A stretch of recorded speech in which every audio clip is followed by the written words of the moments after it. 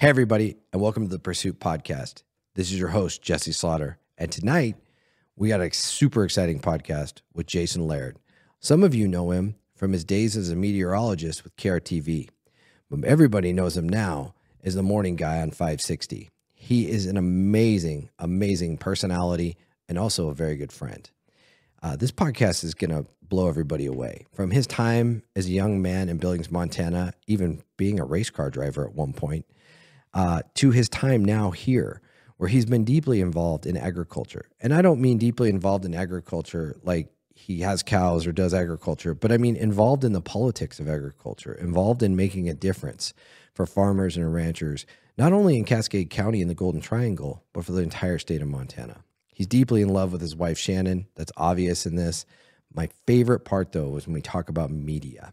He does an amazing job giving his opinions about a media, where it's going, where it should go, and his experience in it. 69-foot pursuit.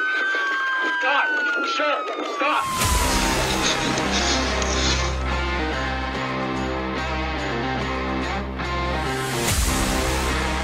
Oh, hey, Jason.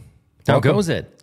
That's a pretty epic intro. I'm not going to lie. Well, you got to have something, right? Yeah, no, that's good. I like how that turned out. Thank you. I'll take credit for that right now. Right. Yeah. That is all courtesy of Tim Lee Michael, the man behind the camera. You'll hear him talk from time to time, but he is the kind of master wizard of this whole podcast. And the peanut gallery. And the peanut gallery. Yeah. Yes, that's so appropriate. It is. By the way. It is. Yeah. That is so appropriate. I don't shave. I mean, I do shave my head, so of course it means it looks like a peanut. So yes, of course. Love it. That went downhill really fast. Yeah.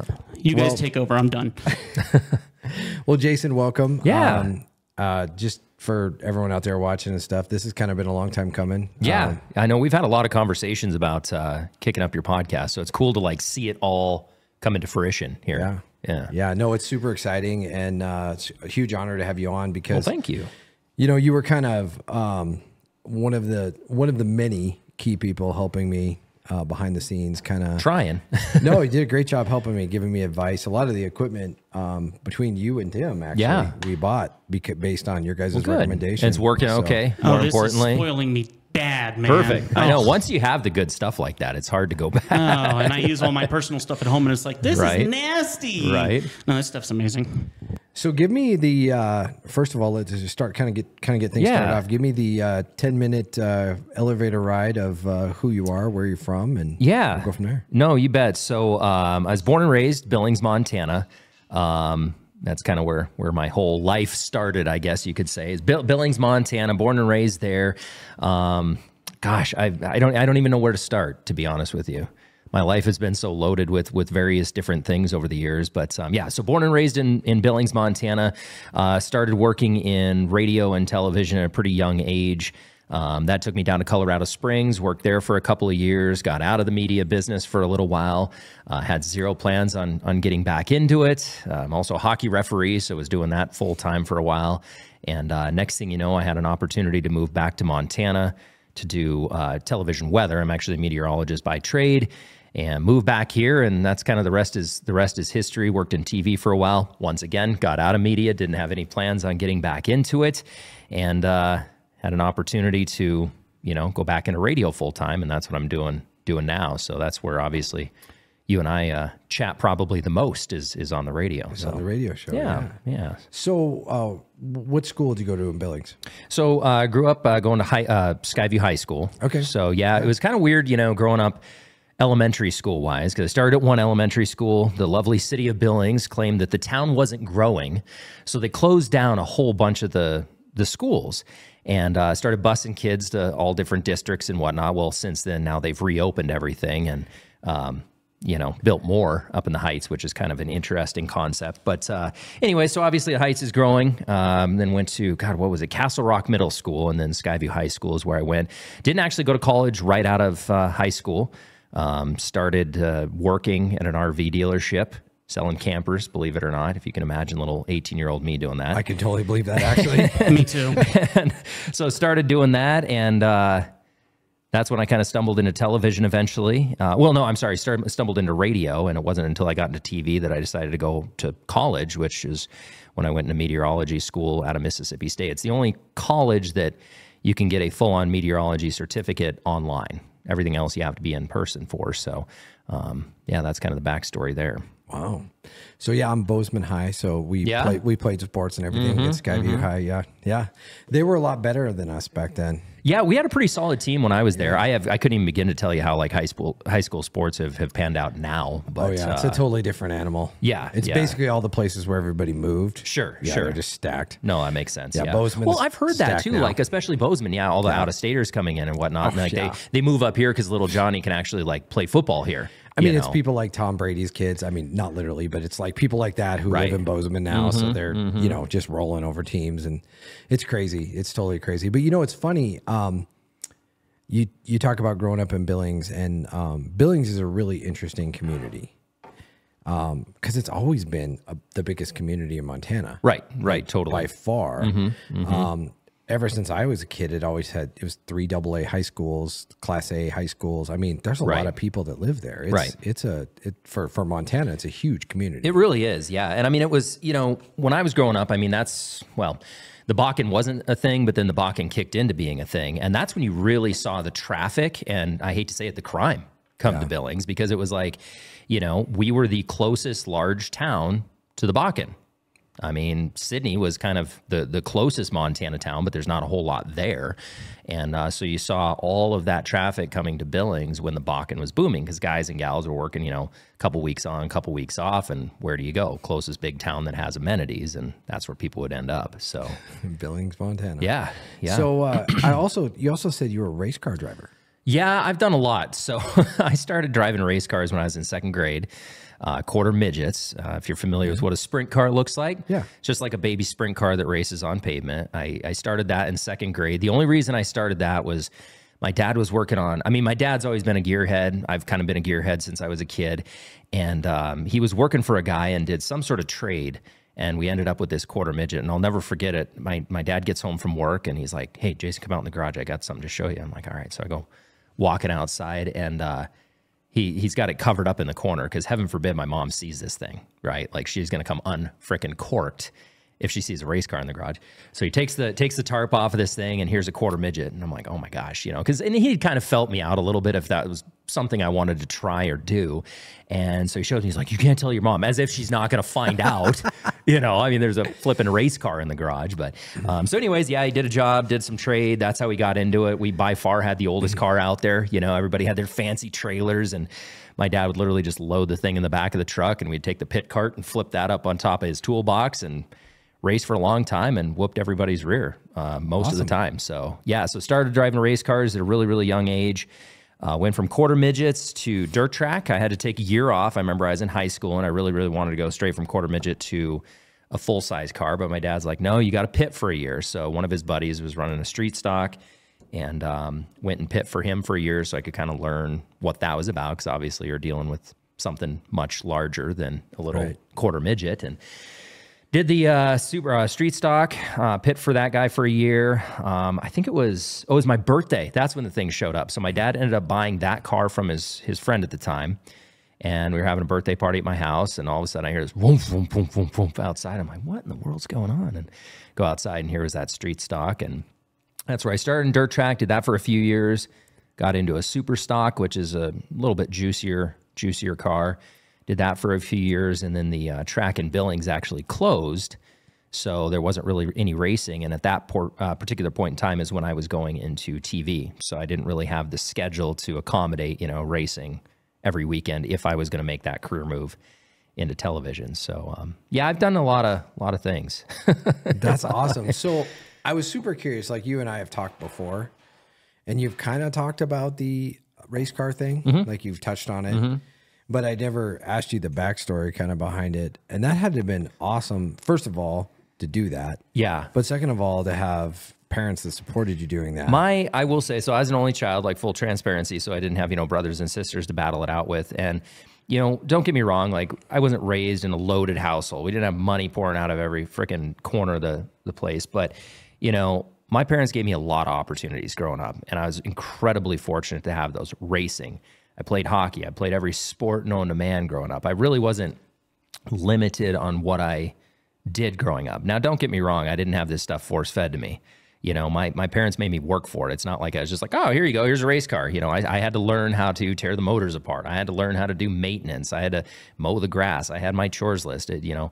So it wasn't just handed to me, but my parents really gave me a lot of opportunities growing up. And it really shaped me into what I am today. Because there's, you know, it's funny because I'll sit down and talk to people, and it's weird being on this side of the microphone and having somebody ask me the questions because, as you know, being a radio host, I'm the one asking all the questions. Oh, but it's so heavenly, isn't it? For once, someone's talking to you. Well, it's kind of weird. I don't know how to answer all the questions is the hard part. I haven't like thought them all through, but you know, normally when I go into an interview, I kind of have in the back of my mind what I'm going to ask, how that question's going to shape up, so on and so forth. But the shoe is now on the other foot. I know. It's kind of unnerving, to be honest with you. I remember, you know, the few times I've been out of television, I've had a couple of jobs where I've had cameras in front of my face and people asking questions. It's so weird to be on the flip side. But anyways, I don't know where I was going with that. But yeah, I've had a lot of opportunities growing up.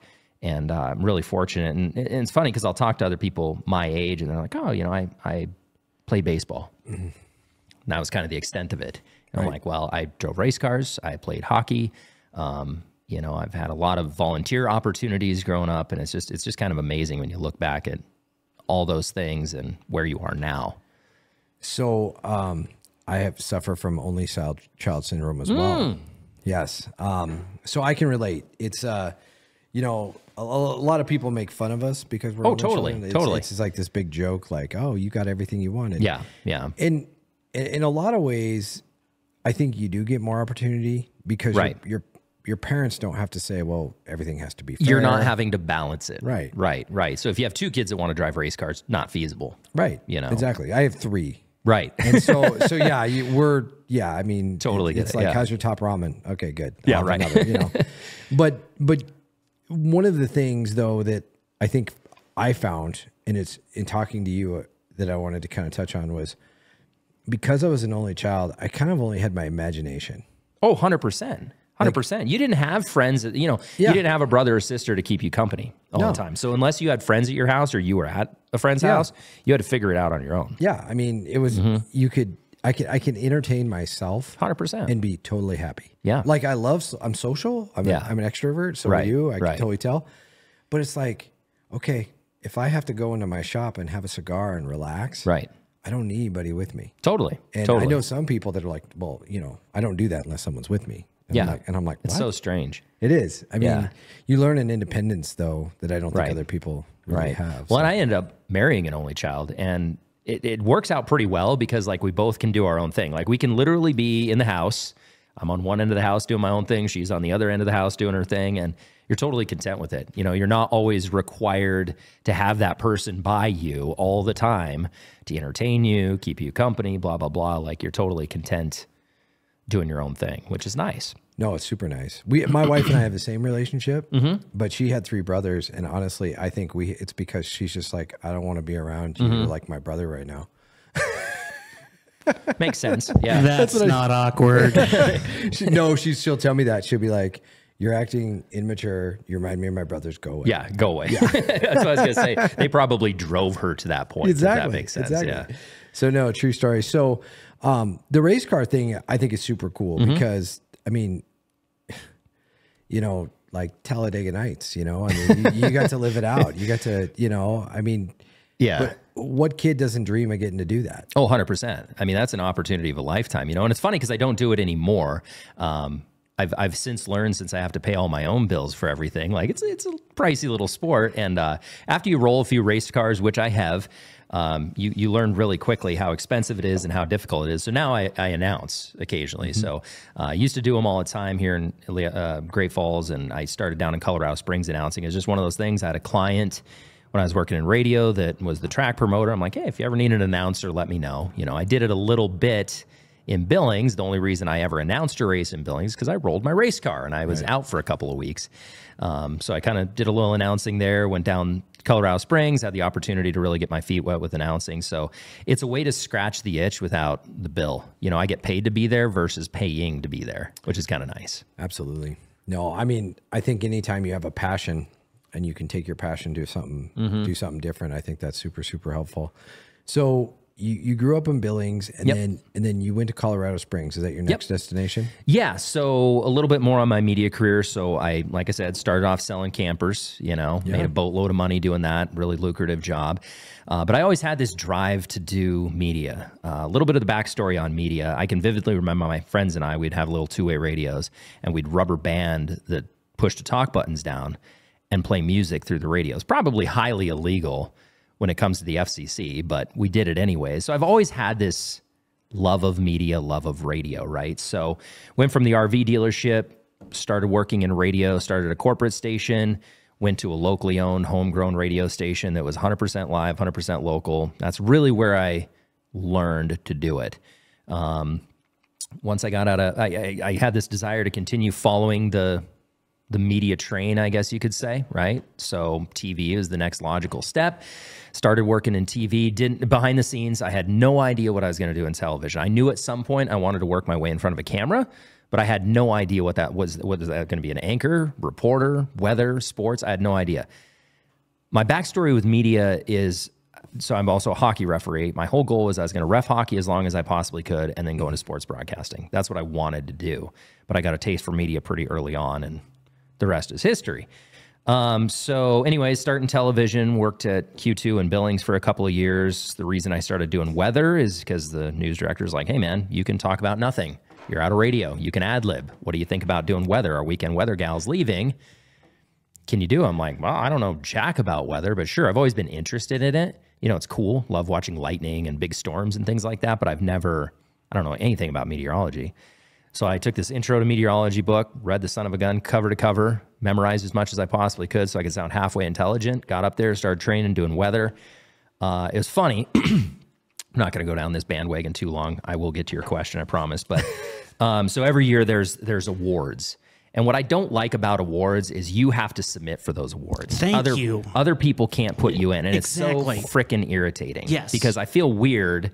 And yeah, Tim Submitting gets it. your own work. It's just absurd. It's absolutely We're absurd. our biggest judge. So why on earth would you submit your own work? So I'll never forget. I think I was in my second year. I don't think I submitted my first year. So I was in my second year at Q2 and I had a good weather reel put together, you know, and I was like, so I submit for the awards here, the Montana Broadcasters Awards, right?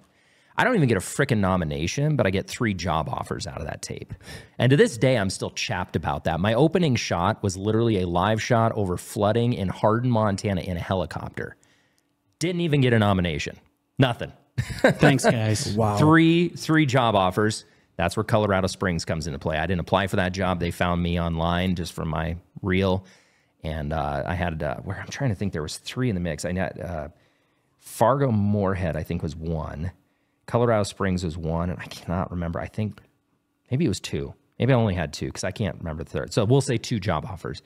And a buddy of mine lived down in Colorado Springs, also doing TV. So I knew the market. You know, I'd been down there a couple times to visit, and I was like, I love Colorado. Let's go. So left Q2 after it's a little over 2 years. I think I was there. Went down to Colorado Springs and worked there for a while. So. That's awesome. That's a very lengthy answer to a short question. No, I like the background. So one of the things I think is crazy is you have to basically nominate yourself for an award. Yeah, it's dumb. It's absolutely asimine. It's the stupidest thing ever. And I've got my theories on how those, I'm never going to get, obviously, if this thing airs. Yeah. I'm never going to we're get, out. I'm never going to get an award at this point. But I've sat in so many of those freaking awards banquets, and you just look at what wins and what gets nominated. It just blows your mind. You know, it's funny you said that. There's a correlation in law enforcement too. You go to a law enforcement awards banquet, and probably to the public, they don't know this. Yeah. They have no idea. Sure. But people who get awards oftentimes are people who did something very politically correct. Oh, you bet. I totally believe that. Always. Totally believe that. Even with media, especially with media. You bet. Oh, absolutely. With You media. bet. But even in law enforcement, and you get somebody like, one of the things that's really hard to get an award for in law enforcement is an officer involved shooting. You get involved in an officer-involved shooting Yeah. where the public trusted you to carry a gun, told Right. you it was okay to carry a gun. You then use said gun to defend the life of yourself or, most importantly, and almost always, the public. And you do it right. You do it justifiably. You do it righteously. Totally. You do all that. And they're like, well, we don't want to give him an award because if we give him an award, and I'm like, well, And it looks like he's shooting people for a job. and then you're like, time out, time out, time out. That's society's approval Right. of your action. That's what we have award ceremonies for. Sure. It's more about society approving of law enforcement's Yeah. behavior. Yeah. And it's funny, but I see it all the time. And I mean, obviously now in our society, it's everywhere where you see that. And it's unfortunate because the real story about things doesn't get told.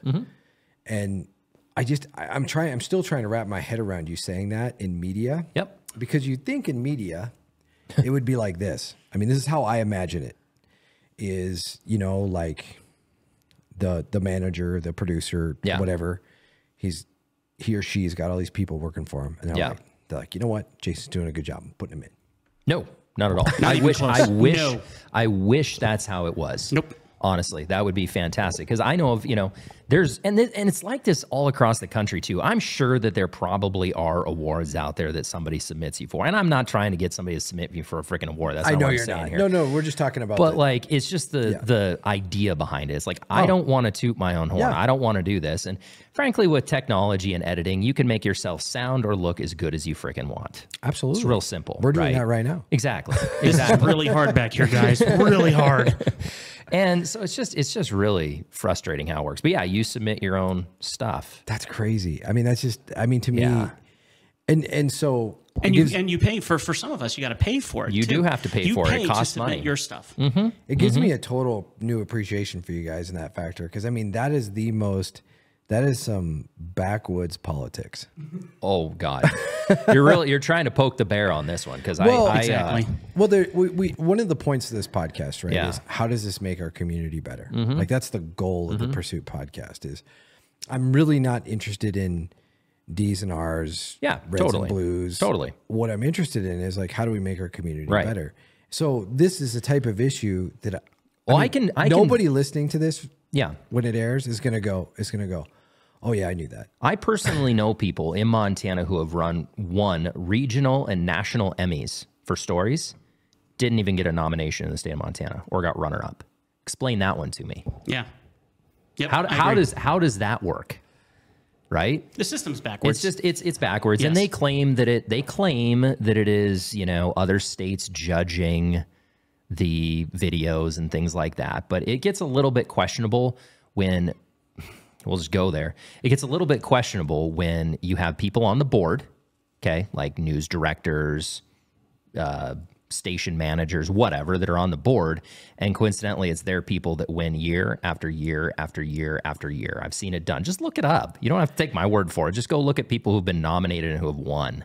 Oh, You know, but I will admit, I have put myself in positions on boards in my current job so that I can make sure my people get recognized. I mean, that's a thing. you're doing, yeah, exactly, and I totally understand. But I'm that. telling you this: if I get award nominations and my person's nomination is and the guy from Billings is way better. Okay, the guy from Billings deserves it. We're not Right. going to, you know, Right. That's an integrity issue. You know, as far as I'm Totally. concerned. It 100% is, especially when you're dealing with media. People are supposed to have the most integrity out of everybody. So let's talk about this because we're gonna go somewhere on this now. Okay.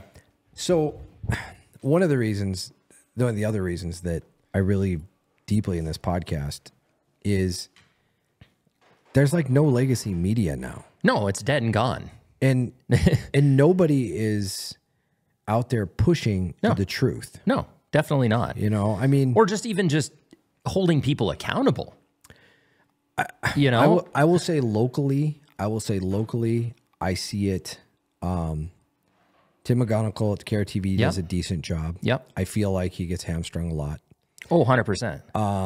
I think you do a great job.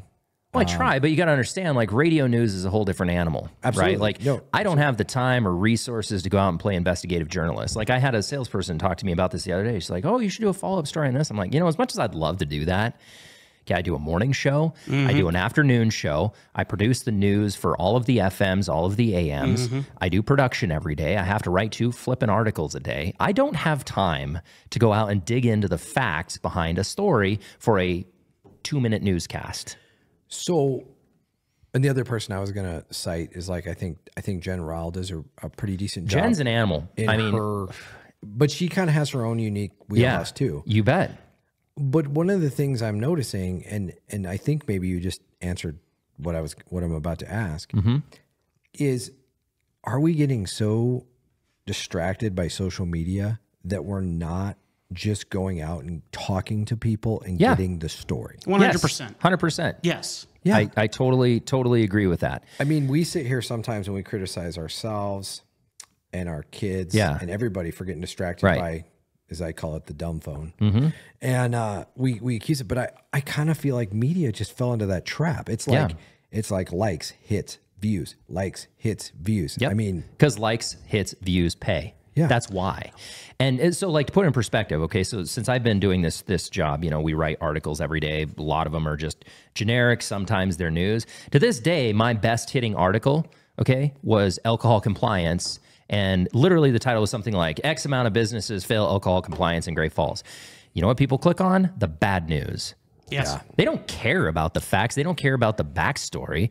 They just want to, who was it? Who was it? Who was involved? Clickbait. So it's all about the clickbait. Kind of. But I mean, we had a press conference about one of my detention officers getting arrested, and it's out there, it's public, so I can say it, for child pornography charges. Yep. And I got one news media outlet to show up at the press conference. Which just blows my mind, because really just judging off of what people react to, that would be it. That would be it. One of the things... Well, okay, to further that topic, not to interrupt you here, but a lot of that is because of the direction that the news outlets are going, okay? I can tell you right now, the entity that owns KRTV, they don't give a rip about crime. They don't give a rip about news. They want you to go do a story on a 90-year-old woman whose birthday is today. Right. That's what they want a story on. Well, and think about what else our medias are doing right now. They are looking at our local talent and they're saying, you know what, you're wonderful. We love you, but I can go get a satellite feed for cheaper than your salary and replace you with a all day long. All day long. Yep. So that brings up another point then. So if this is all going on, okay, the First Amendment of the United States Constitution is so critical to holding our governments accountable. Yep. And telling the story about our real government, which is the people. Sure. Right? So I can somewhat appreciate the story on the 90-year-old birthday thing, right? We need positive stuff. There's a place for that. Don't get me wrong. I'm not saying don't cover it, but there also has to be coverage on news. And that's where going back to Jen and the electric, I think she does a fantastic job because she actually covers news. You know, I can remember like, okay, behind our house, when that property sold and a company, you know, was moving in, building, blah, blah, blah, blah, blah. The first person I asked, I'm like, hey, what's going on about this is Jen. Cause she knows, cause she's at the city meeting. She's at the commission meeting. She knows. You could ask any other media outlet in the town. I didn't even know that land was for sale. None of us even knew the meeting was there. Right. Yeah. I didn't know that just got resanctioned to city versus county, blah, blah, blah. Right. You know? So I think it's a disservice at the end of the day. But there's no resources there either. That's the other thing you got to understand is like there is no resource. So just like me going back to, you know, me doing news and blah, blah, blah, blah, blah, there's only so much I can do. You know, the staff that used to be at a TV station or radio station, well, shit, you've seen it at the Tribune, okay? There's nobody there. No. What do we have, 2 reporters? So even if those, if that, so even if, you know, even if they are going to go out and cover real news, you got 2 of them. I completely agree. And the other thing I think is super, super fascinating about this whole conversation that just drives me up the wall is there are so many stories. And, you know, I'll talk to reporters sometimes and I'll ask them a question because I'm probing to see if they know about a story that's coming up. Right. And they have, I mean, you just already said this, but not only do they have no idea, sometimes I'll say, okay, so here's the deal. I've done this with you off the record. Yeah. This is about what's about to break. And, you know, I want to be transparent. And totally. And then no follow-up.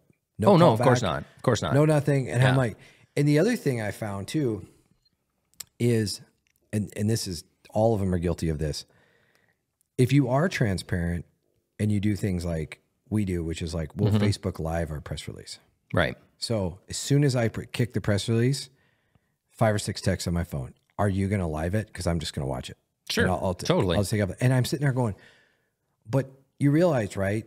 I'm gonna basically give you a synopsis of the affidavit, and if there's no questions, right, what am I gonna do? Just stand there awkwardly? So I'm gonna wrap up, right? And I've had good media, ask me so many good pointed questions. I'm like, and it'll dawn on me when they ask me the question. I'll go, I hadn't thought about that yet. Right. So hopefully I've got an answer, right? Or I do the real responsible thing, which is, you know what? I'll get back to you on that. Which is totally. Which is Not a great just way gonna to pull something out, right? So that's terrifying to me. That's terrifying that government. So I'm a government entity. All right. I want to do everything the right way. Yep. I'm not perfect, but I want to do everything the right way. So what happens when the federal government and state government, everybody just says, you know what? We got a press release date. Let's just Facebook Live it, because the second we Facebook Live it, they won't ask any more questions. Yeah. So that's all you have to do. Well, that's, first of all, that's state-sponsored media. That's where we're going. Right. And now the government is completely controlling the narrative. Right. Which is utterly terrifying. Right. And so much of that boils down to lack of training. Like these new reporters coming out of college, they have no concept. Like when I started in media, like I didn't get to go do these things by myself. Like I was shadowing people. My stories had to get reviewed. I mean, I've physically watched news directors throw tape in the garbage because it was crap. That is dead and gone. The death of the industry, in my opinion, in terms of television, was the MMJ, the multimedia journalist. We're going to fire the photographers. We're going to fire the editors. We're going to fire all these people. We're going to hire some kid out of college for $20,000 a year who's going to have to shoot their own video. They're going to have to edit their own video. They're going to have to write the web story. They're going to have to go to air with it. And oh, by the way, they're going to have to do their own live shots. That was right around... for everyone out there watching who's in Great Falls, right around the Cindy Selick era, wasn't it? When they dropped, about the time they dropped. Do you know about what year that would be? Because it was happening when I got into TV. God, when did I get into TV? I can't even remember now. I'm gonna just off the cuff. I'm gonna guess 2007, 2008. Yeah, that'd be about right. Because I graduated high school in 2008. I'm trying to think when I would have went into TV. Probably 2011-ish is probably, well, maybe closer to 2012. And so it was kind of a blend still then, like reporters were doing more and more of their own stuff, but you still had photographers, you still had editors, there was still, we still had web editors, right? So like my story, like I could give it to a web editor, they would write it for the web and I would review and then say, make this change, don't make this change, and hit post on it. That doesn't happen anymore. It's even in the big markets. Oh, it's crazy. It's totally crazy. Like I used to remember that when I was like a rookie cop or when I was a downtown beat cop, they'd want me to do a story about, let's say, transients downtown or something like that. Right. And someone like Cindy would come out with a cameraman. Yeah. And she'd be like, hey, are you good with going live? Because we're going to go live. And she's on the phone talking to the people. And she's like, okay, he said he's good. He says he can do it. Okay, we're going to go live in 3, 2, and then boom, you're on. Yeah. And that existed. And then I remember the Tribune coming and doing a story on me when I was a detective. It was on crimes against children, something like that. Totally. And the person comes in, the reporter. Yeah. They ask all these probative questions. They start going, well, I pulled your affidavits from the court. I read about this case. I read about that case. Totally. They went in and talked to my supervisors, and I swear they were checking their sources and verifying things I said. All sorts. I mean, they weren't messing around. And then the next day, they were like, oh, yeah, the photographer will be here tomorrow. And in walks a guy with a, $9,000 Canon camera with a wide angle lens, and he's taking pictures. And this article, I'll never forget, I was in New Jersey with my family, and it came out in the Tribune. Sure. And it was highlighting our special victims unit. And I got lucky just being one of the featured people in the story. And it was like the front page of the Tribune, and then it was multiple pages in the back. And it was huge, and it was really in-depth reporting. And I remember reading it, and it was like super humbling. You're going, wow, we need to cover this to protect our kids. This is really good. This is awesome. Right. And then if we made a mistake, the same thing, front page of the paper, multiple pages after that. You bet. That type of thing. But it was, you had this sense of accountability. I mean, don't get me wrong. I still carry that sense of accountability and respectful fear for the media. Right. But you had this sense like, oh, they came to town to play and Right. they're going they're going to take you to task. 100%. I can remember when I worked down in Colorado Springs, I can't remember if it was police or sheriff. One of the entities, because we did a probing story like that. This was right when I moved down there. So I don't remember the story. I don't remember the backlog. I don't remember any of that. But we had and her and I butt heads a lot. So don't get me wrong. But we had a dynamite news director down in Colorado Springs. I mean, she was a freaking animal. And they caught, again, I can't remember if it was police or sheriff down there. They caught him in something and exposed the entire thing. And the police or sheriff, whichever entity it was, pulled us off of their press releases, all communications, everything. Oh, yeah. And then I forget what we had to do to get back on that. I think we borderline threatened them with a lawsuit. And then finally we got back on. But again, we held them accountable. We reported on it. Yeah, where everybody else was too chicken shit to do it. We reported on it and told the story. See, I would do that to the media if they burned me. Right. If right. I told them something off the record and they just threw it out there. And that's where so much of the rapport comes into play is like, and that's where my wife has really shined over the years is, I mean, Absolutely. She put in the legwork to gain and earn the rapport of law enforcement. And that girl always had the lead on the story because, again, somebody like yourself would say, hey, like, FYI, this is cooking, but I can trust you enough to tell you about it so you can be ready to go to air with it when it's released. Mm-hmm. But those kind of mutual relationships, they don't exist anymore. I mean, like, seriously. They do. No, they do. They do, but not to the capacity that they used to. Right. Here. I mean, you're correct. Put it this way. I used to have when I first, like, so for example, let's even go back 5 years when I first was sheriff. Oh gosh, 6 trusted people that I knew that I was like, okay, I can call you. I can give you a heads up that this is coming. Totally. I remember we did internet crimes against children sting operations where we wanted to catch pedophiles. Yeah. And I'll never forget, I was working at the Great Falls Police Department. And everybody's like, well, we got to keep a tight lid on this for the media doesn't find out. You know, because if they find out, they'll blow our operation. And I remember, I'll never forget, I was just the detective. And I remember saying, or that's one way we could do it. Or let's like 2 weeks, 3 weeks in advance, let's just, when they come in for their press brief, let's tell them we're going to do it. Yeah. Let's gear them up. Let's get them ready. In fact, let's start feeding them information that's right to know information. Totally. And things like that. And then tell them when it drops, we're going to give you a big press release. These are where the mug shots are going to be available. These are where the affidavits will be available. Right. Everything's at your fingertips as soon as but you got to let us do this. Otherwise, if you mess this up, there's no story. Right. And so I remember I was met with tremendous resistance. Like, no, you cannot do that.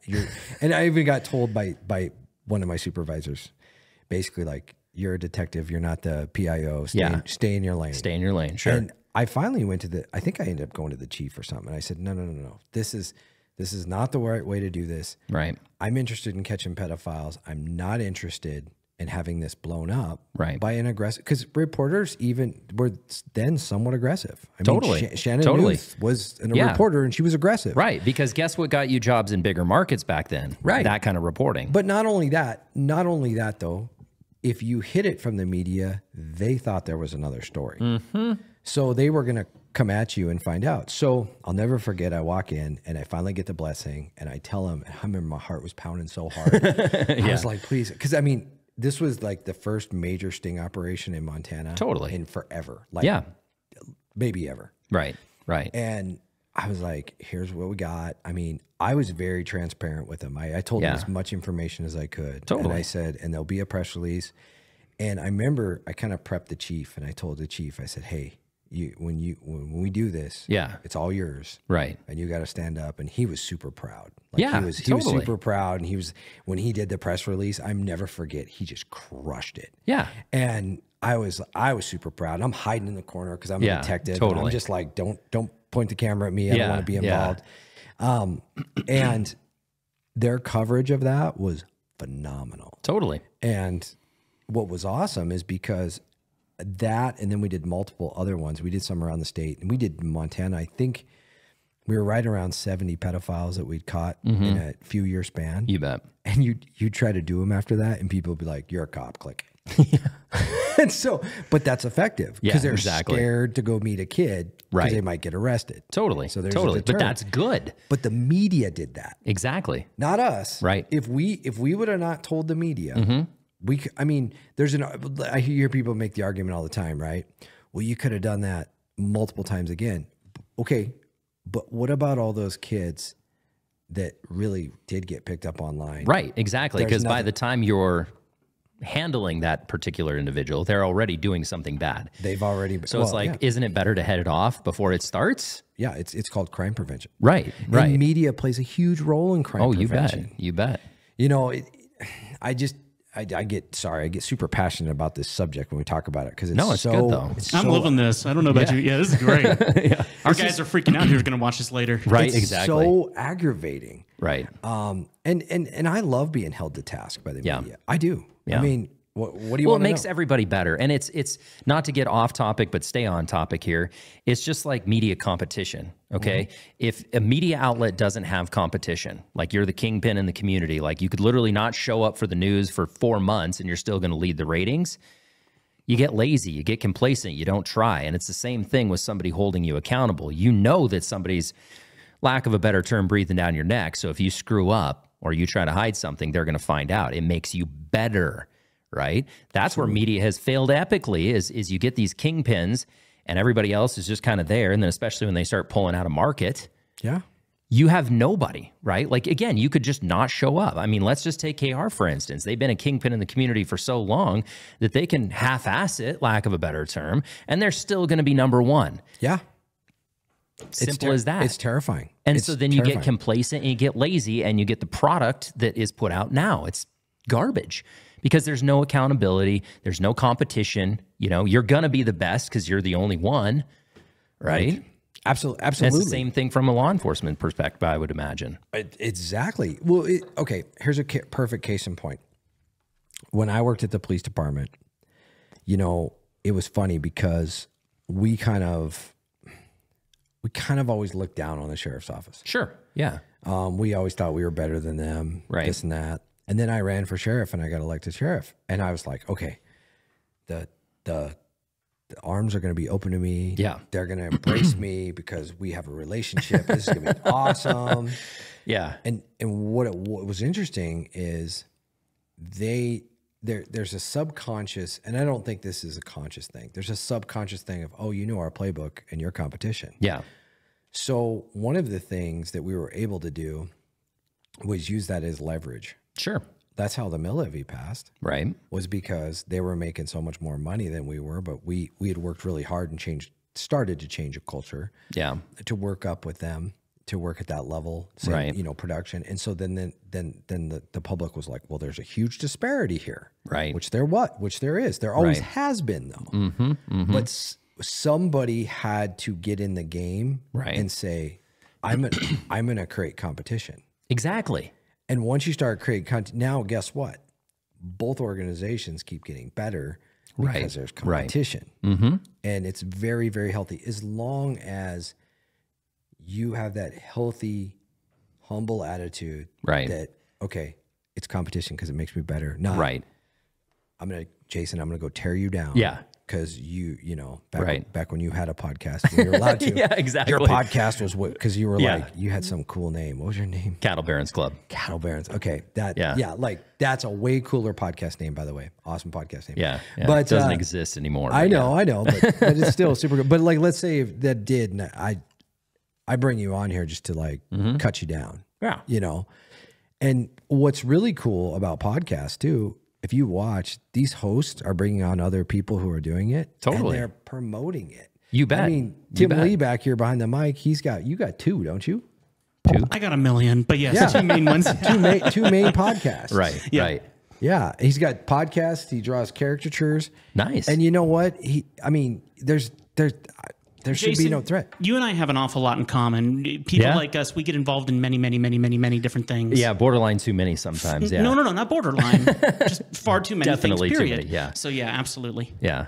Well, but it's it's one of those things that I think is super overlooked. But here's the thing, though: when you've grown up a society, and this isn't a political rant, so I don't want anybody to take it that way, but when you grow up in this society, if everybody gets a trophy, yeah, it's BS. Did we just all of a sudden stop people from understanding what it is? Yes. Oh, 100% you did. And 100%. now we're living out that effect. Yes. Yep. I mean, it's terrifying. No, it really is. It really is. Yeah, no, you need the healthy competition, because again, I've always looked at media, and part of the reason I've gotten out of media a couple of times is because, like, if you hit a point where you're like, you're comfortable, right? You're like, okay, like I'm good, I'm comfortable, whatever, get out. Like, you should always, no matter what you do in life, you should always be striving to be better at it. And if you're ever doing something and you're like, well, I've kind of hit the top, get the hell out.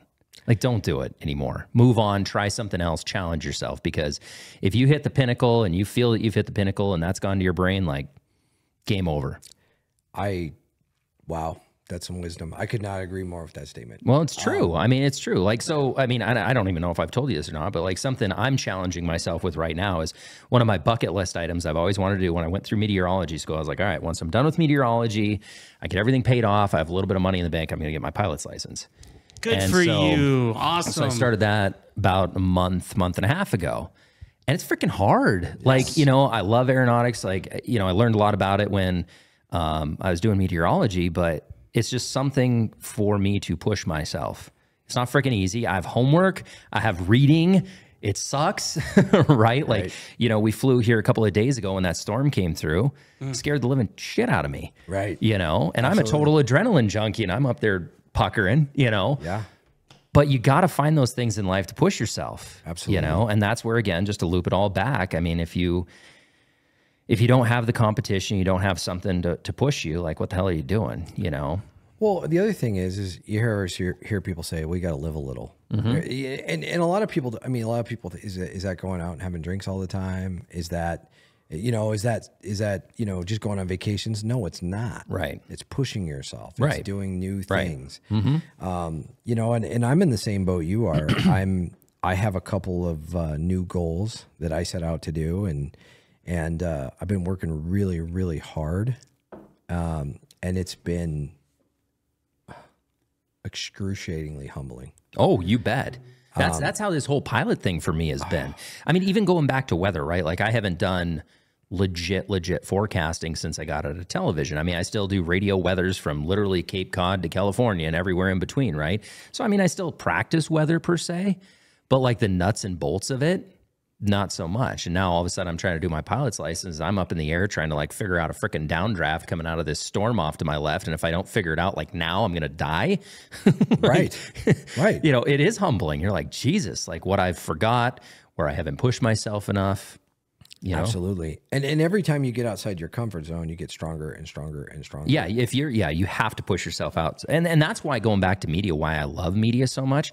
Because like, if there's a day that you cue that button on the radio, or there's a day that you sit yourself in front of a camera and you go on air and you don't have a little jitter, get the hell out of the business. Stop it. Just get out. You're fooling yourself at that point.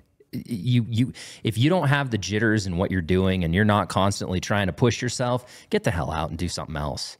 And it's like, I've had a million different jobs. Like, I don't stay at jobs very long. That's just who I am. And it sucks in a way, because like when you go to apply for a job, you're like, well, you've only worked at these places 2-3 years and you move on, 2-3 years, you move on. Yeah. But guess what, dude? I have more experience in different things than you'll ever have. Yes. Because again, I'm not scared to, you know what? I'm bored with it. I know I'm not being as good as I could be with it. So I'm going to go do something else. I feel that's more responsible than sitting there and just, sticking it out so I can have the 40-year career in one job.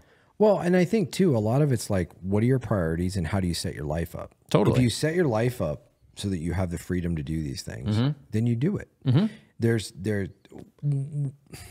are things in your life that can happen that can take away a little bit of that freedom. Totally. But you can go get it back. Oh, for sure. You can go fight and go get it back. I try so hard, everything I do in life, I try so hard to think about, okay, when I'm on my deathbed, because it's going to happen at some point, right? It could be tomorrow. It could be 100 years from now. Who the hell knows, right? But I don't ever want to be on my deathbed and be like, well, I didn't do this. I didn't do that. I didn't push myself here. I probably could have done that, but I didn't try. you know. So that's the way I look at life in general and everything I do. And if I get to the point where I'm not pushing myself, I don't have the desire to push myself, I got to switch it up and do something different. I'm exactly the same way. You know, when I was Internet Crimes Against Children detective, that was 7 years about. Right. That was the longest. I mean, I was in a job at the police department. Right. But about every 2 or 3 years, I changed special assignments. Yeah, which totally. means I totally changed offices, plain clothes, uniform. Yeah. You name it, I was doing something different. Had to learn a whole new, lack of a better term, trade almost. Absolutely. You know? And I did that because, and it made your career go by so fast. Oh, like you bet. It was a blink of an eye Yep. because you're always doing something different. But when I remember when I made the decision to run for sheriff, I remember I was so terrified. Oh, sure. Yeah. I mean, I didn't sleep. Yeah. I was sick to my stomach. Yeah. But what it was is I was trying to talk myself out of it. Oh, totally. Yeah. And God was saying, no, you're going to do this. Yep. And I'll tell you a really cool story that relates to media. You'll love this story. So I'll never forget. I go to KRTV to buy TV advertising in the primary election when I ran against Edwards, and I think it was Kynette. Yeah, Edwards and Kynette. Okay. And they decide they're going to do a debate. Yep. And so Eric, what was his name? The producer. Gaylord. Just Yeah, left he me. was the news director. Yep. Yep. Just left me. Sorry, Eric. So he comes in. He's like, "Hey, you want to do a debate?" And I was like, "I don't know." Like, I mean, it just they usually don't happen in county elections, especially live on KRTV. Totally. You know? Yeah. I was like, whoa. Yeah. And he's like, well, we really want to do a debate. I think their draw was the controversy that Bob Edwards is in. You bet. And that was 100%. their draw, and it's going to draw a huge audience. And are you in? They're looking from the dollar standpoint. Yep.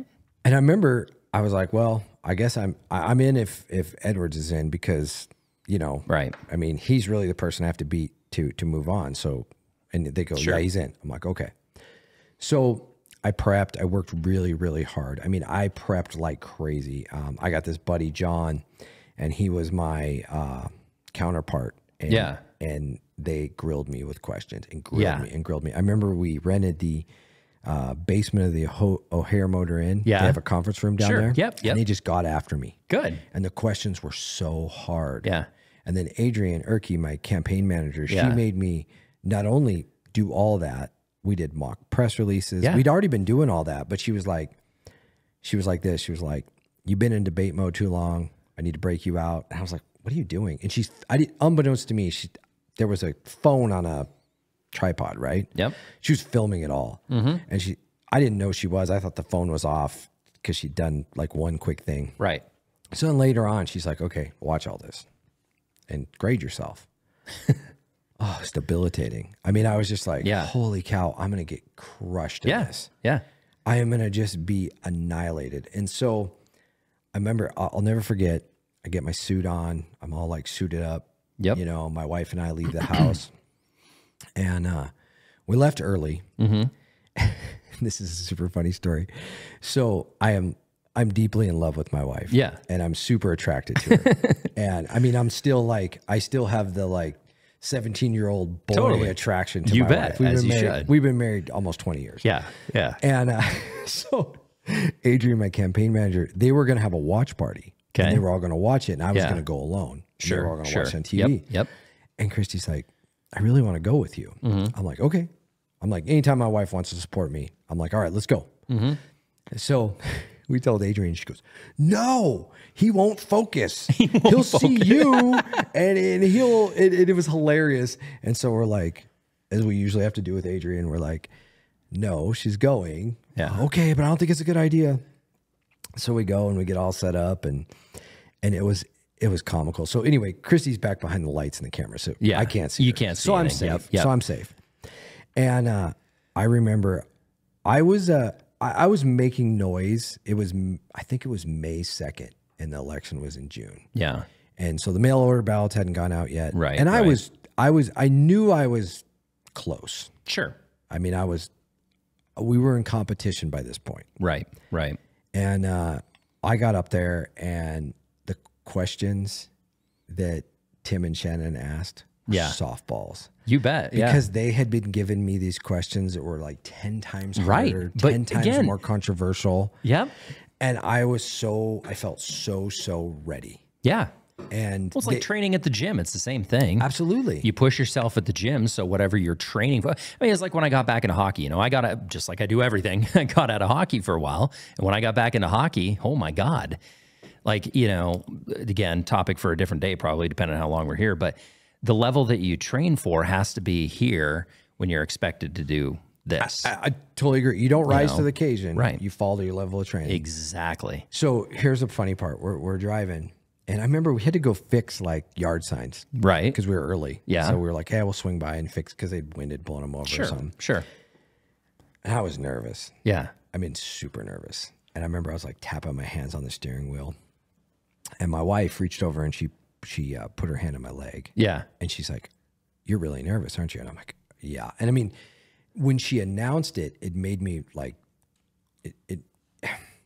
I don't want to say it made me want to quit, but it made me want to just go, yeah, I'm in deep trouble here. You know, like I Dude, I I said, totally understand. And so I said, Like- I go, yeah, I'm nervous. And she says, good. It's really important. And you're supposed to be nervous when it's important. And just that one thing she said, I went like this. I went, all the anxiety was gone. Yep. And I was like, yeah, this is super important. Right. And it was weird. It was like the first, so I'd been running since January. It was the first time I realized how important what I was doing was. Like where it really like came full circle. Right. And I remember I crushed it. And I remember everything after that just changed. Right. Like right. the narrative of everything. And now we had like major momentum. It was all rolling downhill. Right. And it was just the simplest thing, but you are totally right. I get amped up for all sorts of things now. Totally. You have to. Now I'll say I can control the anxiety a lot better now. Right. And have more confidence and I can hide it better. Right. But everything. I mean, even before we sat down tonight, I'm like, all right, I'm a little jazzed up. I'm a little nervous. Dude, I was tuned coming here. Like, I was like, I don't know what I'm going to do. Because again, like I told you, it started off a little bit slow. We're not going to lie. But like, I'm driving over here. I'm like, God, like I'm not the one asking the questions. What the hell? I don't know what direction this is going to go. I don't know how I'm going to respond to things. I get it. And it's funny, like to loop the pilot's license back into this, like the introductory chapter of the book that I have to read, it's this freaking thick. Literally, they say that. They're like, a small level of anxiety is good because it tunes you in that much more. Absolutely. And I'll tell you, like when you get in the air with a plane and like, my flight instructor, like she's a bear, dude. Like she's throwing me to the wolves already. I've been flying a handful of times, and every time, like my first takeoff, she didn't tell me I was taking off the damn plane. Okay, literally, we taxi this pig out to the runway. I just figured out how to use the rudders. I thank God didn't put it in the ditch or something, because you're steering with your feet. And we get out to the runway. She's like, "All right, I want you to throttle up. When you hit 65 knots, start pulling back." I'm like, "You're not pulling back, like." Yeah, don't I get to watch first? Right. Yeah, and it's like, don't get me wrong, I've flown a lot, small planes, bigger planes, whatever. But I'm like, what? But it's amazing how that little level of anxiety gives you such a more in tune capacity than what you would have if you didn't have it. The nerd in me wants to ask you, what are you training in? It is a Piper Archer. Yeah, Piper Archer. Very fun. So low wing. Yeah, yep, low wing. Nice. Yep, you bet. Yep. Yeah, that's been true in every stage of my life. Whether it was playing football as a kid, you get amped up for a game. Oh, you bet. You're focused. Every game I've ever stepped on the ice for reffing hockey. I mean, and I've worked some high level hockey.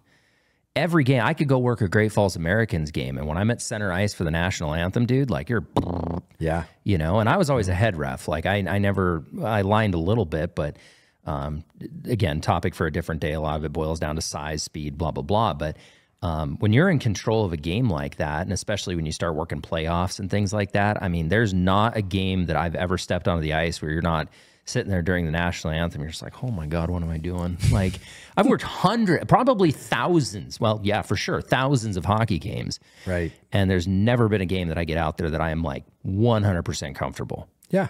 Never. Yeah. Being comfortable. Never. Being comfortable is dangerous. It's exactly. Get the hell out. If you're comfortable, get the hell out. That's all I'm saying. Ken and I didn't talk about this. Ken Lapel, when I had him on for the podcast, and but we were talking about guns and concealed carry and all this stuff. And I teach a lot of stuff. I do, believe it or not, do basically the lead firearms instructor for the sheriff's office. No. Yeah, Shocker there, right? But here's the thing. I tell people all the time, I'll gather a group of people around who we're going to train, we're going to do guns. And I always do this. I say, who's the most dangerous person here with a gun? Right. And of course, you'll get this, rookie cop or detention officer who's like, me, sir, this is my first time. And I'm like, nope, you're not. That's definitely not. I Nope. am. Right. I'm the most dangerous person because picking up a firearm, Yep. manipulating it, loading it, unloading it, shooting does not scare me in the least now. Right. I still respect it, but I have no fear. Right. It's literally like picking up my cell phone. Right. I've done it millions of times. You bet. And then when you start training people, I've probably supervised millions of rounds downrange in training. And so then that's even worse because you're supposed to be locked into all the students and paying attention. And it's second nature to me. Like if let's say I'm on the line with you and there's 20 people down the line. Right. I never had that many people on, but let's just say, because it's really cool. And Tim's way down at the other end and he does something dangerous, I'll catch it. Right. I know right away. I'm like, like, put that away. I know what you're doing. Don't do it. Yeah. You pick up on things that other people don't pick up on, but here's the part. It's still, and maybe I am scared, but I always keep myself aware that I'm the most dangerous person. Right. Totally. Like, but you're totally right. That when you lose that fear, you got to be really, really careful with stuff. You bet. You bet. It's just, with almost everything that you do. 100%. No, and that's what was so funny, like going back to this pilot thing. I mean, literally the introductory chapter of that book, that was the first thing it said. It's like you don't want to be so nervous that you're, going to poop your pants as soon as you take off, but also like you have to have that level of respect and you have to have a little bit of that anxiety because it's going to make you better. Absolutely. It's super interesting. I think it's a super important topic, and we'll jump back on in a sec, but let's take a quick break. If you haven't noticed lately, Cascade County is booming. And one of the places I depend on to get all my construction needs is Builder's First Choice. Whether you're a contractor or a do-it-yourselfer, Builder's First Choice has everything you need. Stop out and see their amazing staff for all your building supplies today. Are you looking to replace those floors in your home? Or maybe you're doing new construction? The place I trust is Contract Flooring Carpet One. This is a locally owned and operated business here in Great Falls, and they are committed to serving you and giving you the very best prices and the very best product and service. Go see Contract Flooring Carpet One today. The Double Barrel Cafe is all about you, the amazing people of Cascade County. With every purchase you make, they give back to our community. Every bite and sip fuels their mission. Let's make a positive change, one cup and one bite at a time, because the Double Barrel is not just a cafe, they're building a better community. When deciding who I would trust for the technology component of this podcast, the choice was simple: Information Systems of Montana. Whether purchasing products for business or when I had them build me a new MacBook to catch child predators, they delivered, creating a solution for my exact needs. Contact Information Systems of Montana today. Your health journey is as unique as you are. The Peak Great Falls has everything you need for your fitness journey. They are your partner in wellness with a top-notch facility and expert staff and a very welcoming vibe. Locally owned, community-driven. Join them today. One of the best family-owned businesses in Great Falls is Schulte's Coffee House. They have amazing coffees, frozen yogurts. You can even stop in and fill up your car. They are a full-fledged convenience store and are world famous for their chicken and my wife's favorite, the Bosco sticks. Go check out Schulte's Coffee House today. If you're passionate about firearms and the Second Amendment like I am, one of the best places in all of Montana to go is Mitchell Supply. Jim and Tammy Mitchell have been running this gun store for decades. They're major supporters of the Second Amendment, and they're major supporters of our community, and obviously they're supporters of this podcast. For all your firearms needs, go check out Mitchell Supply today. We're back. It's awesome to be back. So how's your cigar doing? Okay. It's good. Good. Right. Yeah. No, it's, I don't even remember what it was, but it was a Drew Estates. So it was a Drew Estates Maduro. Yeah. Well, the ones that we normally have at the club there, those are Drew Estates. No, they are. Those bigger ones. Yeah. The leather rose. Deadwood ones. Yep. The Deadwood's the big one. And I think the brand is Leather Rose or whatever.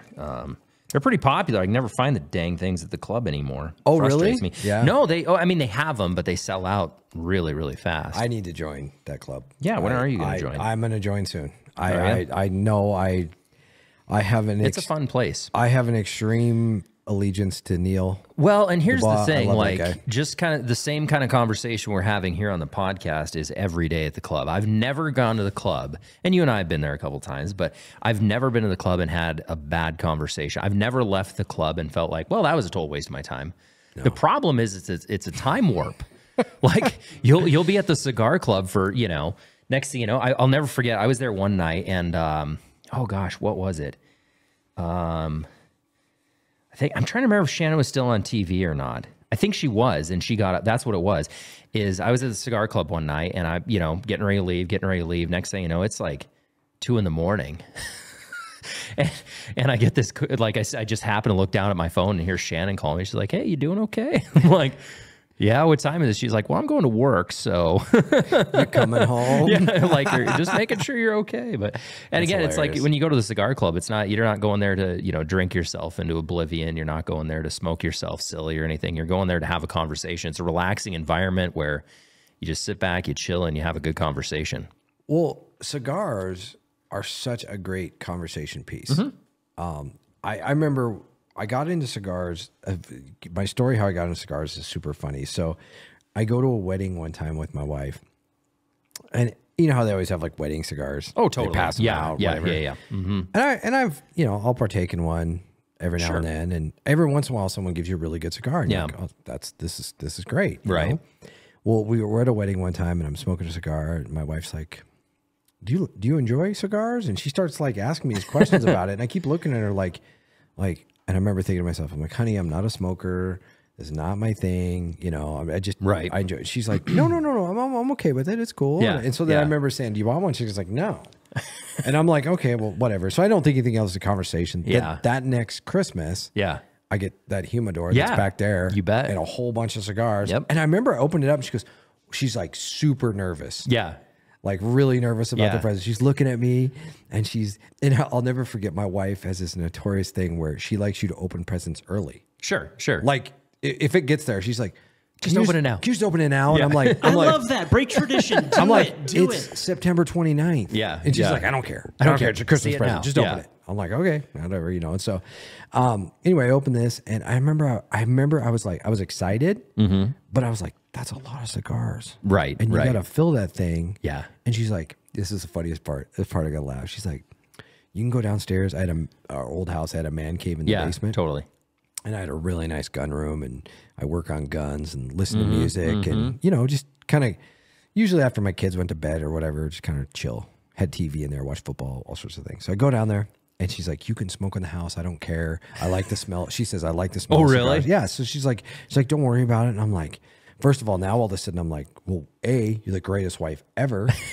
I mean, guns and cigars in my house. Yeah. This is so awesome. So I go down. I'll never forget. I go down there, pour myself a glass of Woodford Reserve. Yeah. Light up a cigar. And I'm just like, this is awesome. This is so cool. Yep. And I was working, I think I was working on a gun project or something, building an AR, doing something like that. Totally. Yeah. Just having a great time. And I come upstairs, and she's like,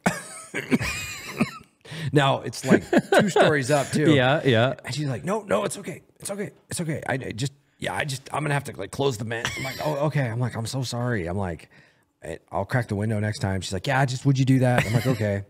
So the second time I come upstairs, and I remember I came upstairs for something to eat or something. Yeah, totally. And she's like, no more. Yeah. I'm cutting you off. So I was relegated to the garage after that. Sure. And that was the end of it. But still, an amazing experience. Right. I meet so many cool people smoking a cigar. You do. No, and it was honestly, I have a very similar story. So when the cigar club, so it started off as just a group of guys. It's called Central Montana Cigar Enthusiasts.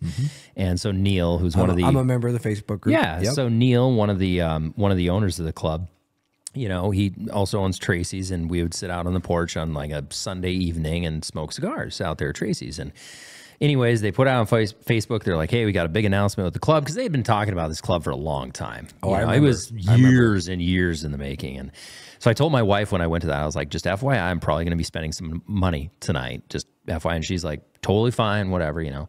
So we go there and they announce the club and, you know, an open date and all that sort of deal. And I'm just following Neil around with my credit card. I'm like, here, just take it. You know, I want to be part of this because I know not only is it, you know, I'm constantly going, as you probably figured out by now, I'm constantly going. And the thing I like about cigars is it forces me to sit down and just not do anything other than just talk. Right. And so I think that's why my wife was such a big advocate for it, because she's like, hey, like, you know, whatever, we won't go into the health aspects of it, but at the same time, it's like, okay, well, if it's going to drop your blood pressure, why not? Right. And so anyway, similar gift idea or whatever. I think it was was it anniversary? I think it was our anniversary. And so she has some presents and she was super nervous about it too. And I'm like, what the hell did you buy me, you know? And so I open it and here it's a little portable humidor with my cigar club number on it and my last name or whatever. And she got me that and kind of like a little cigar kit or like a little mobile kit and stuff. And I thought it was the coolest damn thing ever. Oh yeah. Any cigar paraphernalia is super cool. You can't ever go wrong. If you have a cigar smoker in your family and you just buy them anything cigar, they're going to be happy. Oh, yeah. And it doesn't even matter if it's cheap cigars, expensive cigar. It doesn't matter. Nope. They're totally going to dig it just because it's a different experience. Absolutely. You know, every time you light up a cigar, like I've never had this type of, you know, cut or anything like that when it comes to Drew Estates, but it's fun. You know, you try it, then you get into pairing, and so you can't go wrong when it comes to cigar gifts. No, you can't. And the other thing I really enjoy about cigars is you touched on it. You're forced to sit down with another person usually. 'Cause, I mean, especially like at a club, right?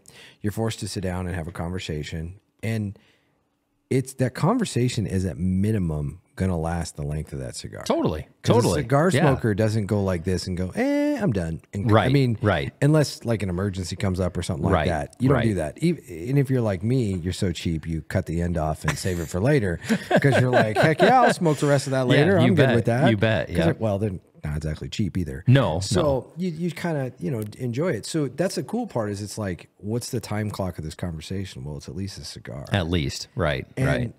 I don't know. It gives a sense of, I think it gives a sense to just like, for example, I mean, we have discussions all the time, but the couple times we went to the club, you sit down and when you know that, I know you're not even halfway through your cigar yet. Yeah. People always try to rush a conversation to get their point across, right? Totally. Like, I want to tell you this. I want to tell you this, you know, not to interrupt you, or I cut you off, but, which basically means I don't care, right? Yeah. You know, when you do that. So you do that, but when you smoke a cigar with someone, you're like, I got time. Oh, totally. Yeah, totally. It's kind of a... Well, and especially the thing with the cigar club is you get around those sort of like-minded people. Absolutely. So they're in the same boat, right? Just like you're not trying to rush them. They're not trying to rush you. Hence, next thing you know, it's 2, 3 o'clock in the morning and you got to work the next day. I love that as someone who is always concerned about what other people are thinking and if I'm holding them up, to have that clock in front of me. Because Jesse, you and I, we read people. Yeah. We've learned to read people, and so I'm constantly doing that. But if that cigar is there telling me we got another 20 minutes, that would cool me way down. That's nice. Well, I think there's that. I want to touch on something you said too, because I know a lot of the members of that club. Totally. You said like-minded people, but there's Democrats, there's Republicans, everybody. there's Libertarians. Everybody. There's God-fearing period people, atheists. It doesn't matter. They're all there. But here's what I just love what you just said. Like-minded people. I swear, in politics, we should just make everybody smoke a cigar. I like that idea. I'm serious. I like that idea. Like it'll be like, ladies and gentlemen, tonight the debate is between Trump and Biden, and they will be smoking a fine Cuban cigar. That's right. You know, I think that's a wonderful idea. Yeah, we should introduce that. And how long will the debate last? Well, the debate will last till the cigar is gone. That's right. You know? Exactly. No, totally. The moderator will determine the appropriate time. Right. Well, and it's like, you know, I look at it's an even playing field because, like you said, there's everybody from every walk of life. I mean, literally the club has everybody from a truck driver to politicians and everything in between, business owners, you name it, but you're on an even playing field. Yeah, absolutely. And everybody, you just go into that environment knowing that you're going to have a respectful, well thought out conversation. You're not there to like, you know, knock somebody down. You're not there to grill somebody. You're there just to talk. And I'll tell you, like, there's opinions that I've had, and you sit down and you talk to somebody who has a completely different opinion than you, and you leave it and you're like, like I totally, like whether I agree or disagree, I understand where that person's coming from. You know how valuable that is? That's this. Yeah, life exactly. should be. No, Yeah. that's why I was exactly so what we're do- stoked to do this podcast Yeah. because I love what you're doing with it. It's just an even playing field. Like, it doesn't matter how you feel or what your opinions are. It's just the fact that you can come in, express it, have an educated conversation, and move on with life. You know, and Neil Dubois, the owner of this car club, I think it's kind of a reflection of him. Totally is. If you've Totally ever met Neil, Yeah. you know, it's really. I mean, I have a pretty good pulse on his politics because Yeah. I've talked to him a lot. Sure, you bet. Okay. But if you just sat down and talked to Neil and you didn't want to spend the whole time to smoke a cigar, there's no way you'd know. And then when you see all the amazing things he does for our community, how hard he works, Yep. how generous he is. Totally. I mean, he is so generous. I mean, he's been generous to me personally. He's been generous to everybody in the community. Right. I mean, creating business is Oh, hard. God, tell me about it. Tell me about it. I was Yeah. thinking about him the other day, and the true mark of someone who creates a business is this. I saw this the other day, and it totally made sense to me. It's not that you have to be there to make the business successful. Right. It's that you can create a business that you never have to be at and is successful. Exactly. That's a successful business. But right. that is what I see Neil creating in our community. Correct. Yep. And I love that. I Right. mean, that stuff is, and people, you know, people laugh and like, oh, well, is there an investor? He's not an investor. He's Right. a businessman. I mean, he gets into it. He Totally. knows it, and he knows those businesses. Well, like he told me one time too, he's like, you know, I want to start and create businesses in this community that I, as a person, as a resident in this community, want to see in our community. Yeah. That's when you know stuff is going to be successful because he's not doing it for him. He's doing it for the community. Absolutely. Right. And I feel like that's how you should do everything in life. Right. Absolutely. Is like, I mean, it's not all about you. It's like, what's going to better other people? Right. Yeah. What's going to, you know, create an asset that other people can benefit from. And it's okay to realize that when you do that, you're going to get this great satisfaction out of it. Oh, you bet. That's totally Yeah, healthy and yeah. okay. And don't deny yourself that. Right. But create things that, you know, creating jobs, you know, that's a kind of like a political buzzword, right? Creating jobs. Well, what does that mean? It means literally supporting a whole nother person's family. Exactly. I know. Tell And me government about it. fails us all the time. This weekend, I think. Yeah. It's like, Yeah, give but- you the timing of this podcast. But members of this community will step up. yeah. And Yeah. they will cover people. They will Totally. take care of people, and they will do the right Right. thing.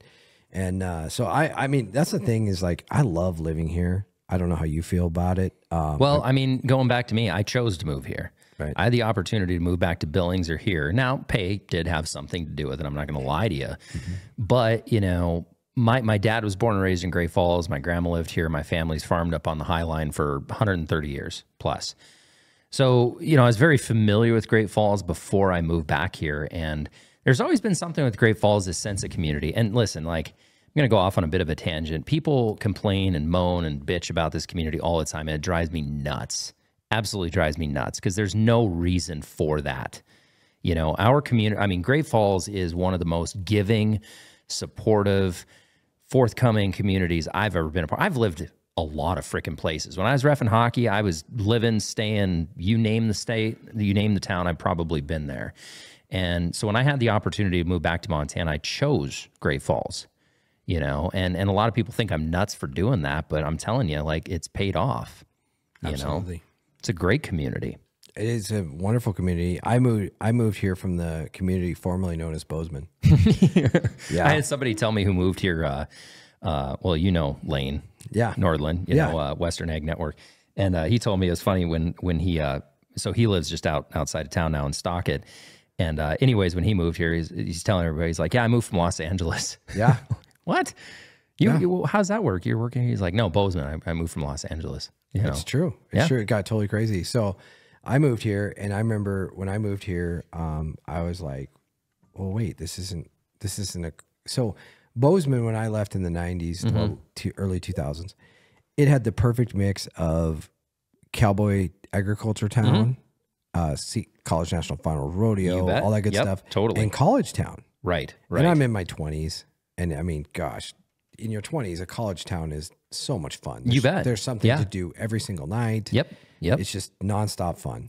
And I move here and I'm like, oh my gosh, where did I move? Totally. Yeah. This is like sleepy America. Sure. Sure. You know, it's like when I first moved here, it's changing now, but like everybody here was retired when I first moved here. Totally. And it was just weird. Yep. And I remember thinking, I can't wait to get out of here. Totally. I cannot wait. Yeah. I'm gonna do my time here. Right. Get some experience. Yep. And I have a very much soul like you do, where I'm like, okay, cool. I'm gonna do something. I'm gonna move on. I'm gonna challenge myself somewhere else. Totally. I'm gonna do it. And this community adopted me. Oh, I believe it. I believe it. And the next thing I knew, I was like, I can't leave. Right. Right. Like, these people are too awesome. Right. And I remember going, I wish there was some good food to eat. Right. Because, I mean, I can buy the Howard's Pizza vibe. I struggle with the taco treat thing. Sure. Don't get me wrong. Agreed. Taco Agreed. Taco treat is very good. I don't know if I can deal with the grease. I totally get it. So well, I'll tell you, when you don't have taco treat for a few years, I don't know if it's like some chemical reaction or something, but I'm telling you, when you don't have it for a while, you know. But I remember thinking that, and the next thing I knew, I was like, I can't leave because the people are so good here. They're just so sincere. If I had a nickel for every time my wife and I have had that conversation, both of us working in media, I mean, don't get me wrong, like I could go work anywhere I want, really, at the end of the day. And we've talked about it a million times, like, well, maybe we should look at this market. Maybe we should move here. But at the end of the day, it's like, why? Yeah. Why? This community just wraps their arms around you, embraces you, and takes care of you. Right, right. The best thing I ever did at a young age was leave. Yeah. Sounds terrible, but that was the best thing I ever did because it opened my eyes to what the real world is actually all about and what other communities are all about. And there's, you know, I even look at Billings, and I'm not trying to like, you know, crap on Billings or anything like that, but the sense of community here is night and day above Billings. When you go to things like the Icebreaker or downtown summer jams and things like that, and you just see the droves of frickin' people that come out. So anybody who wants to sit here and say, oh, there's nothing new in Great Falls, or there's no sense of community, get out of your house, dude. Yeah. Like, oh yeah, it's crazy. You are so correct.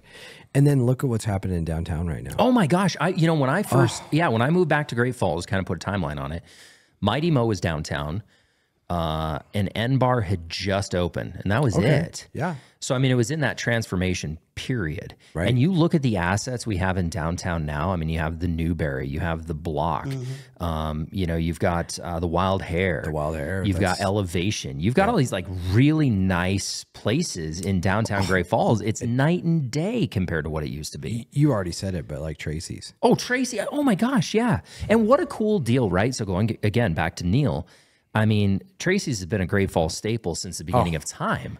Tracy's, but the notice he local didn't seat. change it. Right. But he didn't change it. No, you know, when he just- bought it and revamped it. Like, no, he cleaned it up though. Yep. He massively cleaned it up. Yep. 'Cause it 100%. It was a little suspect. That put a whole new meaning to the greasy spoon. It did. I remember going there a couple times. Yeah. And not eating. Oh, 100%. Like yeah. going, no. If your stomach didn't feel a little weird after breakfast, Yeah, like, I don't know, 10 years ago. That, But now that Neil runs it, I'll eat there anytime. Right. Yeah, I'm good 100%. to go. But so what's super cool is a transformation. But what's awesome, I don't know, a lot of people that know this, you know this, I know you know it, is how all those businesses who are in competition with each other work together. oh my gosh.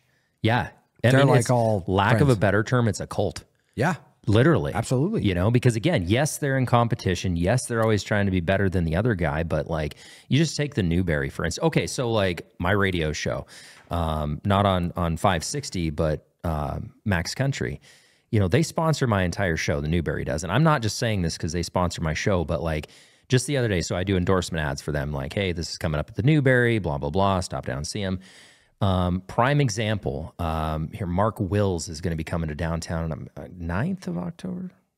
Jeez, I can't even remember now. I talk about it all the time. I can't remember. Anyways, that is going to be Mighty Mo's 10th birthday.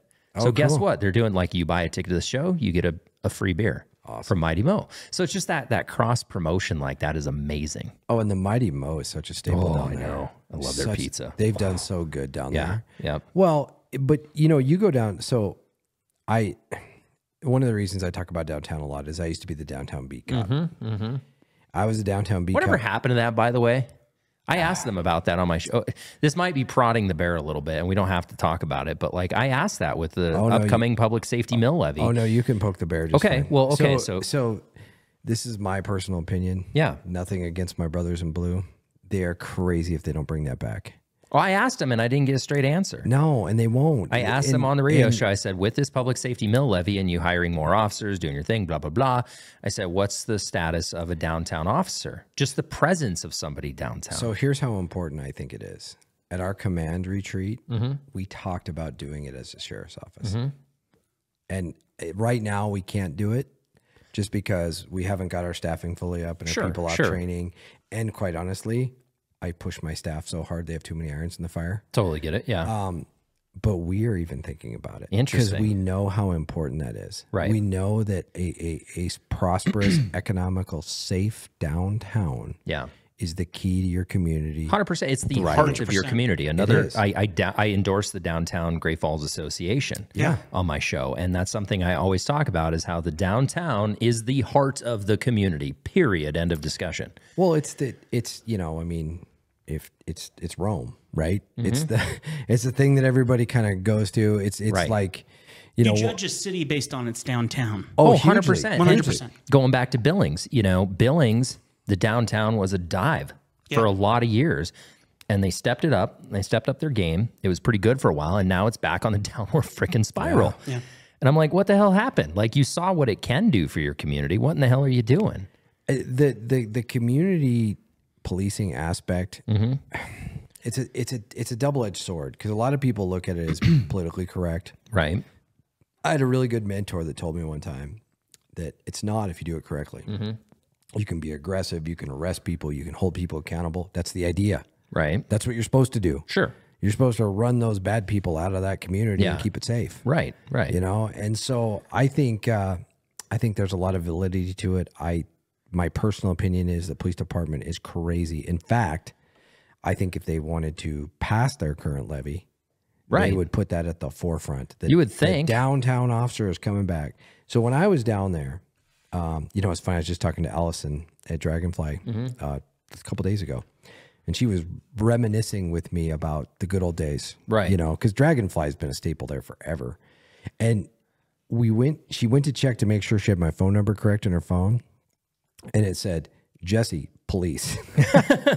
Right. I'm like, that's a little outdated, Allison. And she laughed. And so we, you know, fixed it in our phone and talked about it. But I made so many connections. Right. And then when I ran for sheriff, holy cow. Yeah. Those people stepped up. Right. And backed me. And then when we did the mill levy, we almost had every single downtown business with a support your public safety county mill levy sign. Oh, totally. In their window. Totally. I mean, I was just like, I was so humbled by it. And I was so amazed. But so everything in life's about relationships. 100%. Yep. And I built all these friendships, and these are all lifelong friends of mine. They still call me all the time. Right. You know, they still tell me stories. Right. So back to the Mighty Mo, full circle. It'll be a beautiful fall day like it is today. Like if I didn't have something else tonight, a great idea would be like, hey, 3 of us, let's get out of here. Let's go down to the Mighty Mo. Yeah, you bet. Every downtown business owner about right now Right. should be sitting there having a slice of pizza. Sitting on that porch. And they will be. Yes. Having a 100%. slice of pizza and drinking a beer from the Mighty Mo. Yep. And you just, I mean, that is so cool. I mean, I literally, like during my campaign season when I just need to go talk to people or get the poll, I could just go there and I'd be like, yep, it's time. Right. I walked in there, just start talking to people. And it's amazing. And I just love the vibe. Here's the scary part though. It's Bozeman in the 90s. Oh, 100%. So I totally agree. So hang on. Totally agree. We're So hang climbing. on. Yeah, Yeah. exactly. No, Well- Great Falls is going to pop. Like you and I have had this conversation. I don't want to veer too far off just yet, but it's like, you know, okay, so when you ran for sheriff, I didn't know you from Adam. Like Shannon knew you, obviously being in media, talking, blah, blah, blah. I didn't know you from Adam.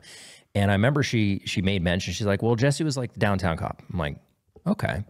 You know, I spent a lot of time downtown. I bought all my suits at Kaufman, so on and so forth. So what did I do before I filled out a freaking ballot?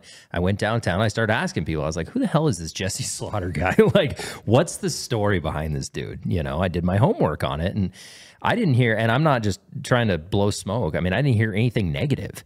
Everybody's like, oh, you'd be amazed. This dude's always in our stories. He's always talking to us, figuring out what we want, you know, what our issues are. was like, okay, that speaks volumes because people I trust, places I shop, support this dude. So, all right, like I can get on board with this, you know? It's so amazing. And I was in, I'm wearing a baseball hat that says Hoagland's on it right now. another fantastic place. I was in Hoagland's talking to Mike the other day too. And, I mean, they don't support you. They like endorse you. And they are just so loyal. I mean, they're just so fiercely loyal. But I mean, I remember there's just one story I'll tell that's real quick. I actually got in a use of force outside Bert and Ernie's back when Bert and Ernie's was a thing. You told me that story, yeah. And it was the owner's kid. Oh, no kidding. Yes, and it was rough. Oof. And they came out, and I'll never forget this. They were just like, they were obviously worried about their kid. Totally. They weren't. I don't want to say that they were weren't disingenuous with that. But Right. then they're like, "Are you okay, Jesse?" And I remember I was just like, "Yeah," and I'm just waiting. I'm waiting to get yelled at. You're right. Totally. Right? I'm waiting to get like, what did you think? And Yeah. I think he was smashing parking meters. Oh, or God. something like that. Yeah. We've all been there. Yeah, sure. So anyway, Yeah, right. Saturday nights get crazy sometimes. That's right, yeah. But anyway, I'll never forget that, and I'll never forget that caring and that empathy in a moment when they shouldn't have had any. Right. But it was because we'd built a relationship. You bet. And it was like, oh, okay, this is a real thing, and it probably grew me up. I mean, I can see that. Is that correct English? Yeah, grew me up. Grew It me is up more. now. Yeah, it is Yeah. now. It's grew me up more than anything that I've ever really been experienced in work. I mean, Sure. it really did. No, that makes a lot of sense. Yeah. No, it's an interesting place. And I mean, that's why there's as you know, I mean, there's very few things I throw my name behind. Very few things. But downtown, 100%. And anybody who's trying to better the downtown, I don't care. I will always throw my name behind that because it takes some serious balls to do what a lot of those folks are doing. I would say Arts Fest, Montana, once a year. Right? Insane. Isn't that a wonderful? I love it. Oh. And the fact that the downtown wraps itself around that and is like, you know Right. what? We are okay with you taking our vintage buildings, our old buildings, and completely painting them and hiding their facade with an art piece. I mean, that's awesome. Yep.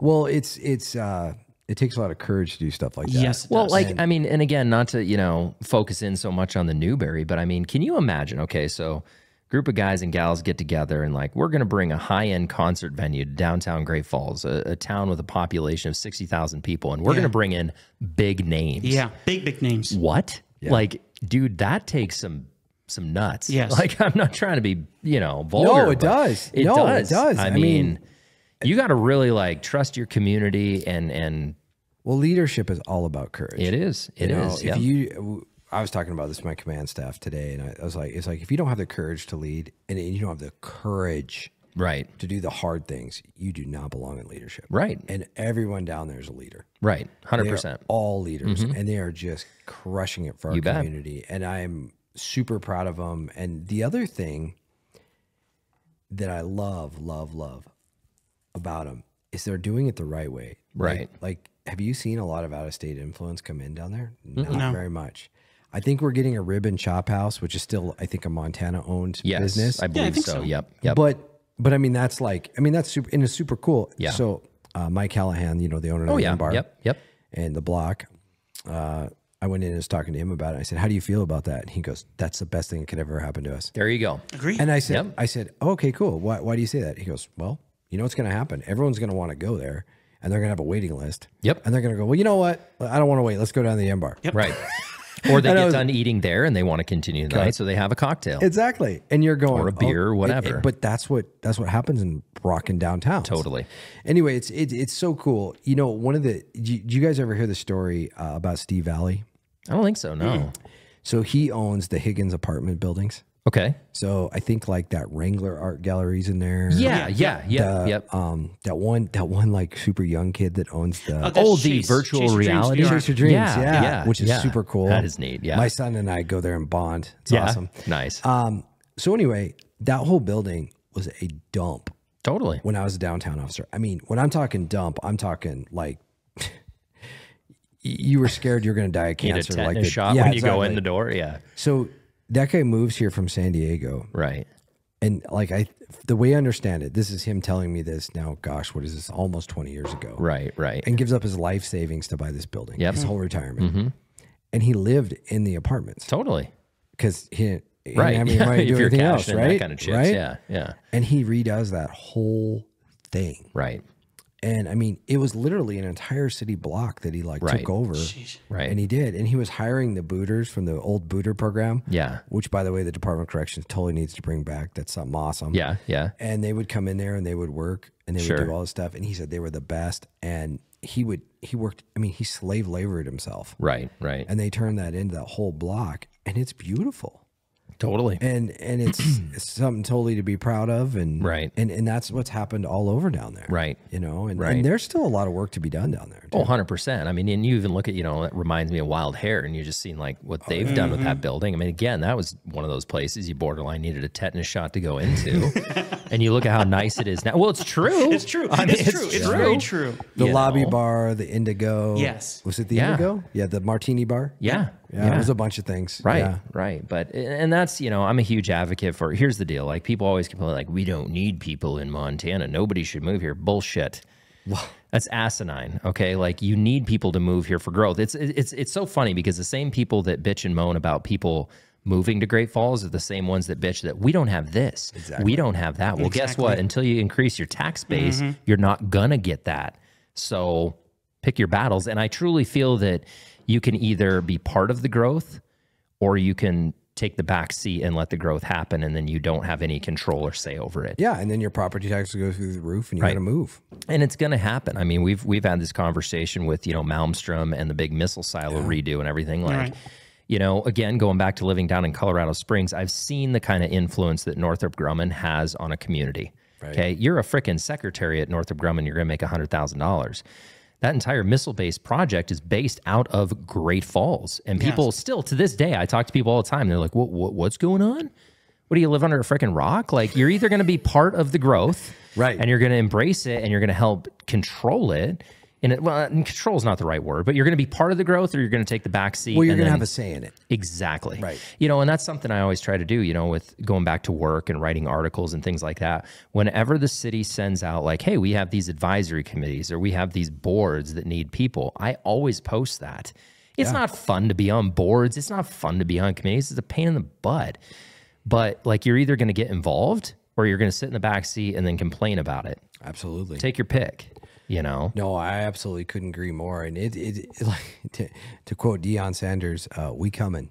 The people are coming here. 100%. So we have to like get on board and pay attention. Right. And start, having a say. Right. Exactly. Well, name any community anywhere around us that has the guarantee that we do right now of our economy definitely boosting, even if things go downhill. Right. We are guaranteed an economy boost because of that missile silo. 100%. 100%. Well, and also too, there's if anybody comes here for anything and they spend 5 minutes and they start meeting the people and they start talking to people and they start getting to know people, they're not leaving. No. Well, and I had a short period of time where I worked at Great Falls, Montana Tourism, where my wife works there now. And that was hands down. I'm so glad I had that experience. And because it was such an eye-opening experience. You meet these people coming into the visitor center that are from Germany, from Spain, from God knows where in the United States, foreign country, you name it.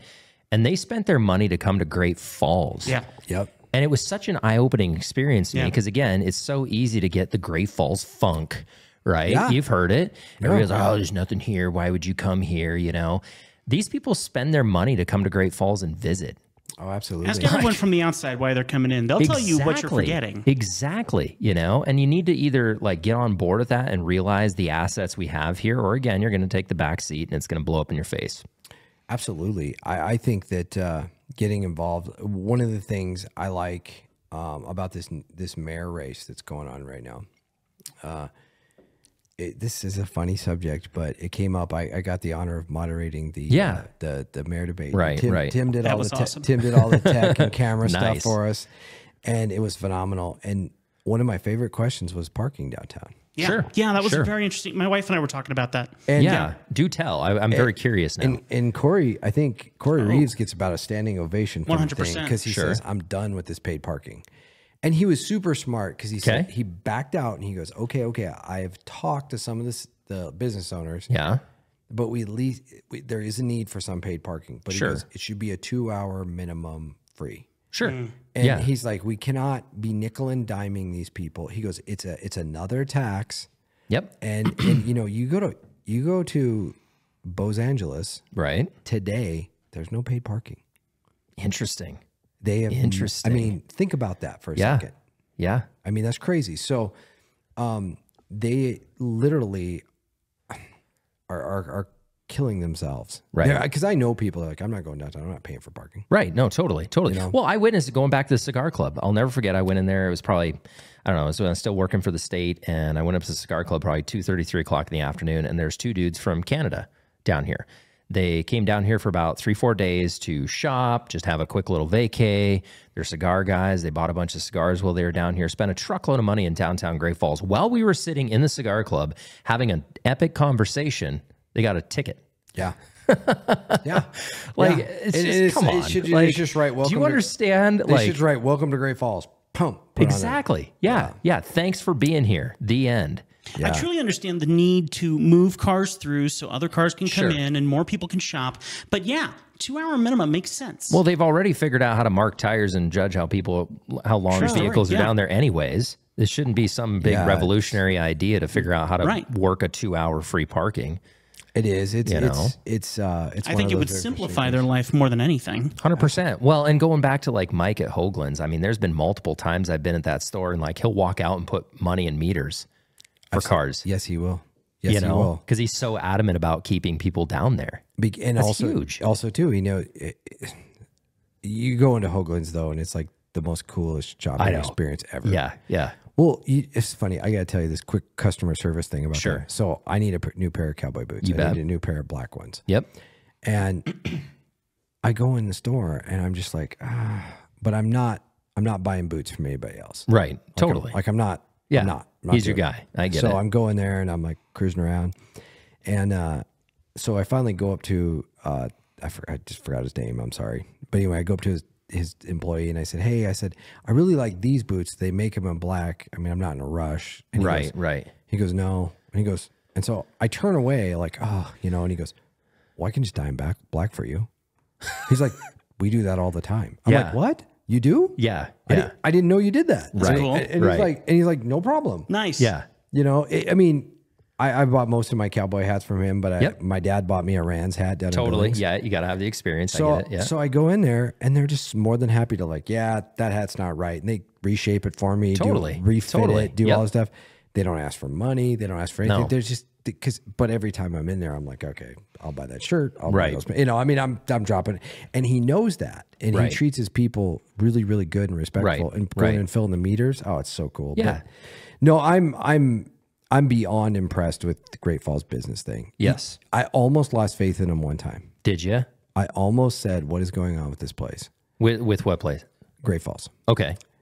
And it's gone now Yeah. Yeah. because they all went out of business. But you Okay. guys remember when all of a sudden on every corner, especially on 10th, the mattress stores went up? Oh, yeah. God. Yeah. Yes. What was Yes. going on? You're like Yeah. going, why does everybody need new mattresses bad? And then like half of them went out of business. Right, And it was, right. 7-Eleven of mattresses. Yeah. Pretty much. it was hilarious. That must have been before I moved here because I don't remember them downtown, but I know that was No, like no, a no, not thing down- for a No, while. they all weren't through down 10th. All down Oh, 10th. down 10th. They were down Okay. 10th, and then I think there was one in Marketplace. Yes. And Jesus. anyway, it was crazy because you got like all those furniture stores would Yeah, sell mattresses. totally, And yeah. then you have Denver mattress. Right. And then all of a sudden it was like boom, boom, boom, boom, boom. And I was like, I thought, is there a supply chain shortage on mattress? What's going on? What's going on? What do I not know?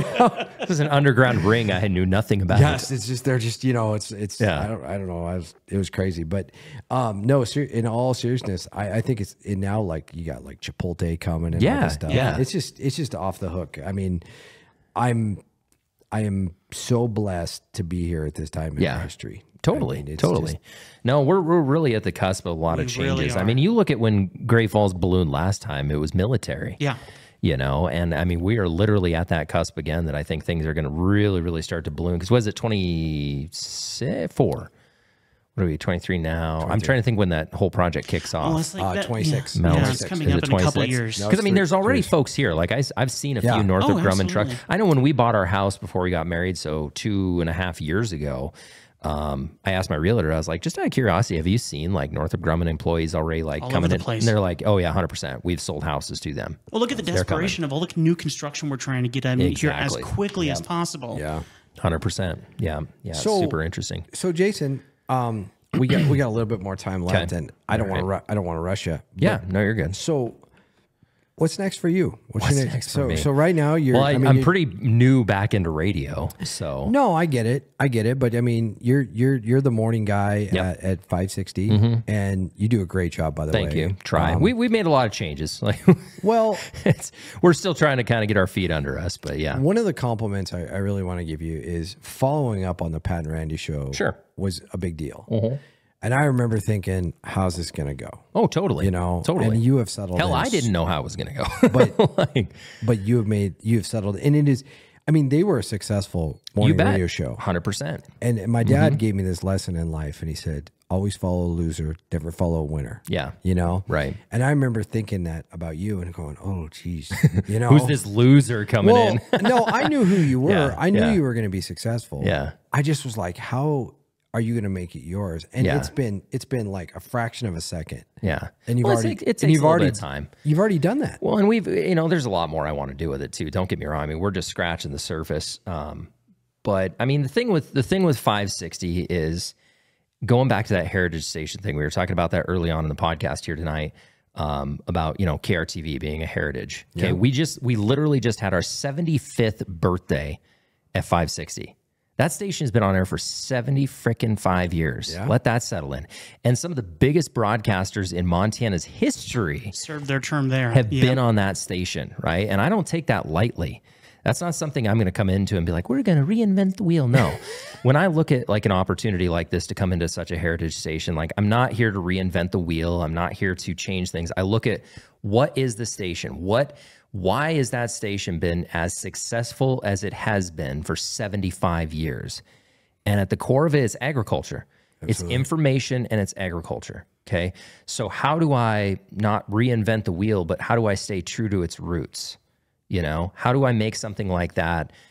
It's the grandfather of radio, really. Absolutely. In Great Falls. So how do I come into that role, service the people who have made that station part of their lives? I mean, it was so cool when we had our 75th birthday and we put a little thing on Facebook or whatever. It was so cool to see the comments. Like, I had a guy call me. He's like, I've been listening to that station since I was 6 years old. We've had other people that are like, we've had a radio in our garage for literally 50 years. Like, the thing barely runs and it's never been turned off other than like a power outage. And it's always been on 560. So when I come into that station and think about anything that we're going to change or do, that's what I have in the back of my mind is like that guy or gal who's listened to the station for literally 60 plus years. How am I going to continue to make this an asset to their lives?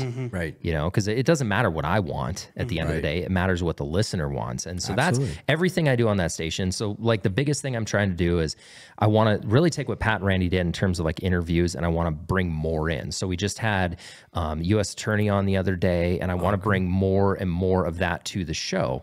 We've sprinkled a little bit of music in because at the end of the day, it is still a country station. I want it to still feel country.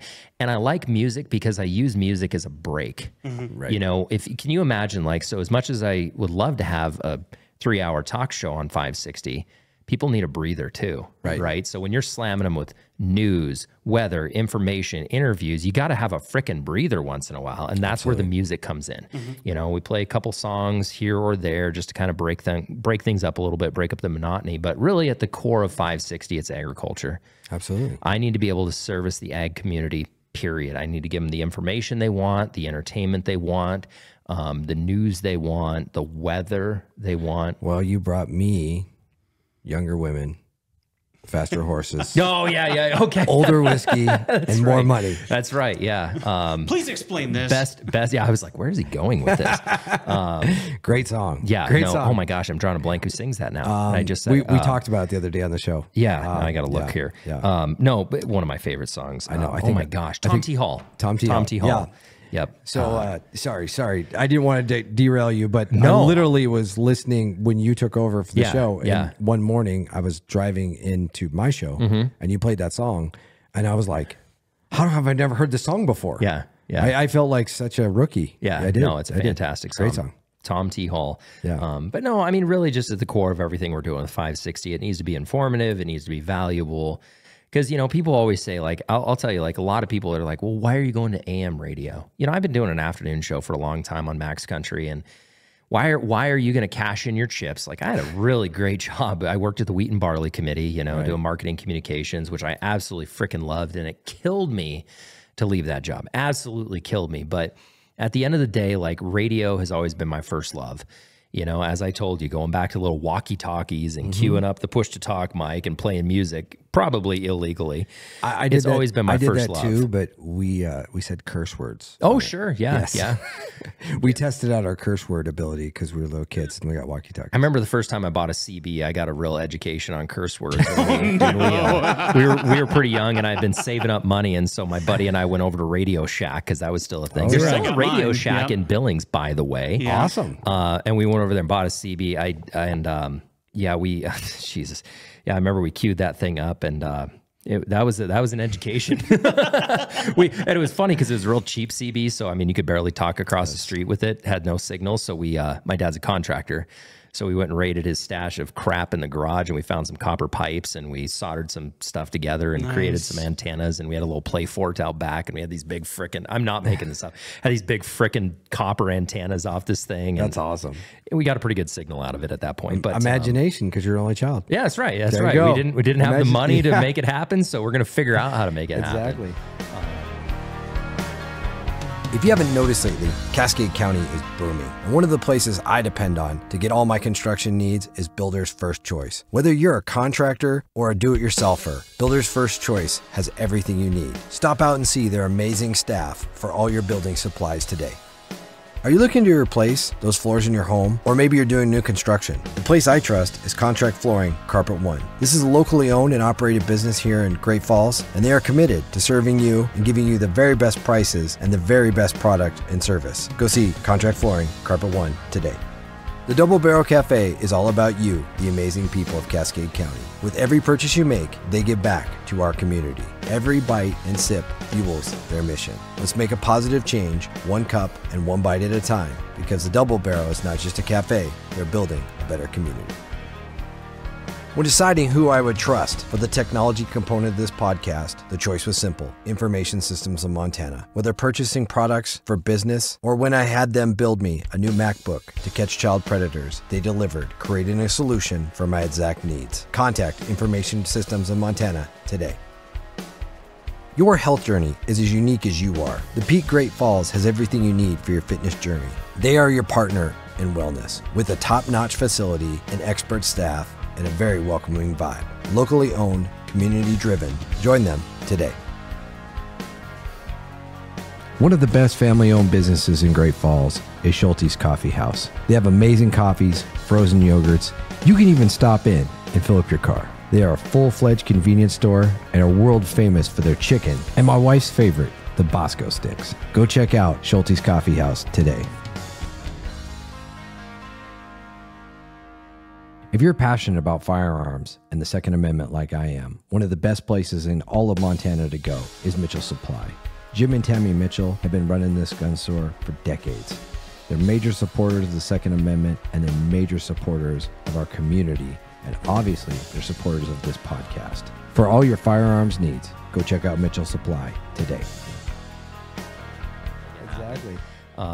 But yeah, so anyways, radio's always been my first love. And so when people ask, like, well, why in the hell would you go to AM? And it's so cool because, again, when we do things like the 75th anniversary or even just a giveaway, when I open up the phone line, say, hey, we're giving away, we gave away something to Street Burgers the other day because it was National Cheeseburger Day or something. I've worked at a lot of freaking radio stations, and it's in today's day and age with streaming and everything, it's sometimes a struggle to get people to call you on the radio and win something. 100%. Not at freaking Tim, we saw that. knows. Oh, yes. I know it all day long. Not at KMON. I have never had a problem, unless there's one time I had an issue with the phone, but like I've never had a problem with people calling in on KMON because it's such a heritage relied upon station and everybody has it. And I mean, literally I can go as far as being like, oh, hey, barley harvest is going on right now. Can somebody out in Fairfield let me know what's going on? And by God, I will get a phone call, an email, a text, something. Right. I love that though, because you're actually connecting with your audience. Right. And Jesse would come on my show. Yep. And we would sit there and we would say, hey, Jesse's here. Ask him a question. Yeah. Crickets. Did you guys have a delay on your station? Yeah, we did, but we didn't run it. That's my only. We didn't. That's run my it. only fear is going back to what I want to do with KMON. I have some ideas where I want to do more producer interaction. You know? So I want to be like, hey, we're in the middle of calving right now. Like, what are you seeing in Liberty County, or what are you seeing here or there, or whatever, and take phone calls? But I'm scared to death to do it without a freaking delay. And we don't have a delay on the station right now, because I've learned that the hard way a couple of times doing radio. So until we get a delay in that station, I'm not opening up phone lines to like live unless it's a freaking crazy day today. Right. And I hate to say it, like I even worry because we have a lot of politicians on the show, not because I want to talk politics, but just for information. And I'm sorry, but I even worry about having the damn politicians on without a delay. Yes. Yeah. Because again, I mean, I'm not going to go into who it was or what it was, but it's like, if you're going to, the one thing I hold true to when I do an interview on my station, this, like I have a list of questions I'm going to ask you. I don't give a shit if there was a big topic that you want to talk about. I'm going to ask you what I want to talk about and what I feel is relevant to the listener. And if what you have to say is not relevant to the listener, get the hell off my station. I don't care. Yeah. And I had one the other day. I had my list of ag-related questions that I was going to ask, and next thing I know, they're squirreling out and talking about something completely different. Yeah. So you just wrap it up. Exactly what I did. Exactly what I did. I said, we're going to back that train up, and we're going to talk about what is relevant to the listener. I'm not going to, just because, again, it could be huge news. Everybody wants to know about it, but if it's not going to correlate to the listener, why are we doing it? Yeah. It's funny. A lot of people won't remember this. So I'll say it out loud on this show. Sure. Agriculture was the muse behind, there was a few. Yeah. But one of the major muses behind this podcast. Sure. Yeah, no, because I know like you and I have even talked about that when I was still at Wheat and Barley. They're like, hey, dude, like I want to get out and meet farmers. I want to get out and meet ranchers. Like, how do I connect with these folks? And it was so funny because like when you mentioned that to me, I made a few phone calls or whatever and talked to some farmers, and they're like, well, we've never had a sheriff like, what does he want? Like, what? Because the thing with the ag community that I learned very, very early on, because, with going back to my TV career, obviously weather was always my focus. I've always been a meteorologist, right? But with meteorology, when when I started, I was doing weekend weather. Well, you still got, 3 other days you got to fill up worth of content. So I kind of fell into ag broadcasting. A big reason why I moved back to KRTV is because of the Montana Ag Network. Right. And I'll just say it on this podcast, like they've bastardized that product, and it's a disgrace what they've done with that. Right. The reason I moved back to Montana over any other market I could have went to is because, hey, we're going to have you do weather, and we're starting this agriculture brand where we want you to go out and tell the stories of Montana agriculture. Boom, I'm in. Like, I will cash in the chips on this all day long.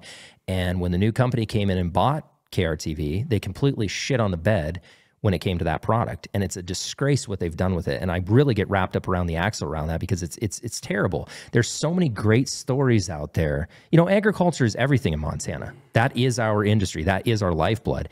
And to not share those stories and tell the news and really, share what that lifestyle is all about is a disgrace, because you look at the rest of the United States, they don't even know what a freaking farm is. People think that chocolate milk comes from black cows. Serious. I'm not exaggerating. If I can cut in on you, I had a wonderful opportunity. One of the things I've done on one of my podcasts is focusing on legacy. What is your legacy? Yes. And so I had this really, really amazing opportunity, but completely by accident. I was taking pictures of a farm, and the farmer caught me in a wonderful way. And I was taking pictures for his sister. He didn't know that. Right. I ended up being in the middle of his farm, and he was showing me the 4 different homesteads from 4 different generations of his family.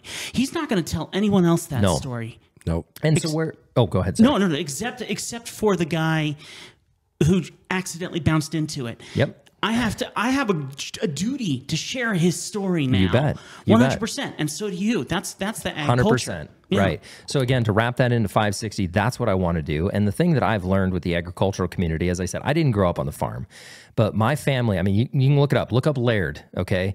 I mean, we were Liberty County back in the day. Okay. Right.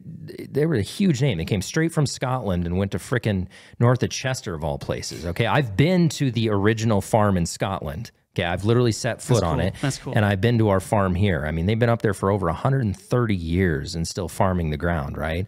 Those are the stories that need to be shared. That's what needs to be told. And so again, that's the audience that needs to be serviced. And I forget where I was going to go with this now. Totally lost my train of thought on that. But well, we're going to make you proud because that is one big thing that we're going to do. Right. Yeah. We're going to bring a lot of those people onto the show. Good. We're going to bring them on. You know, I look at it a little different. I was totally born and raised a city kid. Sure. Well, and for the most part, I was too. Yeah, you know, again, I didn't grow up on the farm. I've always had that as an underlying thing, right? Like, this is your history. I mean, even on my dad's other side, you know, they came straight from Czechoslovakia and ranched in Stockton. Right. My mom's side, straight from Germany and farmed in eastern Montana and the Dakotas. Okay. So it's like that is our history, right? Absolutely. And but I think that's everybody's history in Montana. Yeah, 100% is 100%. If you've been here for any amount of time, that is the legacy, and being able to share that is so incredibly important. But where I was going with agriculture is the rapport. The thing I learned with agricultural broadcasting early on, I'll never forget, is the weed and mosquito people. Okay, there's a lot of like weed boards, not the green stuff that everybody thinks is cool to smoke nowadays. I'm talking like actual invasive the weeds you weeds. have to kill. Yeah. Weeds, yeah. And it was amazing. I wanted to do some stories with them, and it took me, I think, 3 freaking board meetings to sit in on this stuff before I got enough rapport with those producers to go out onto their property and tell their story, because they're so paranoid that some dumbass little reporter is going to go out there and make them look like a bunch of idiots for killing weeds. Like, oh, you're spraying chemicals and you're poisoning the environment and blah, blah, blah. So where I'm going with agriculture is rapport is everything. Yes. You think rapport is important when it comes to the business community and cities. No. Agriculture is a whole different thing. Once you've earned and gained the rapport of producers and ranchers, you got to work pretty hard to lose that, right? But it takes a lot of legwork to do that. So one of the things that I think we need to really, really focus on in our community is that we're the golden triangle. 100%. We are the food producer. But people don't realize this. We're the food producer for Montana. Oh, Montana. The world. No, I know the world, but I'm just saying, I'm keeping it local in my conversation. I totally agree with you. I mean, I've talked to people, and I mean, the Pacific Rim. I mean, oh my gosh, feed them. Yes. I mean, all this stuff. So, I mean, I think though, what we forget, right?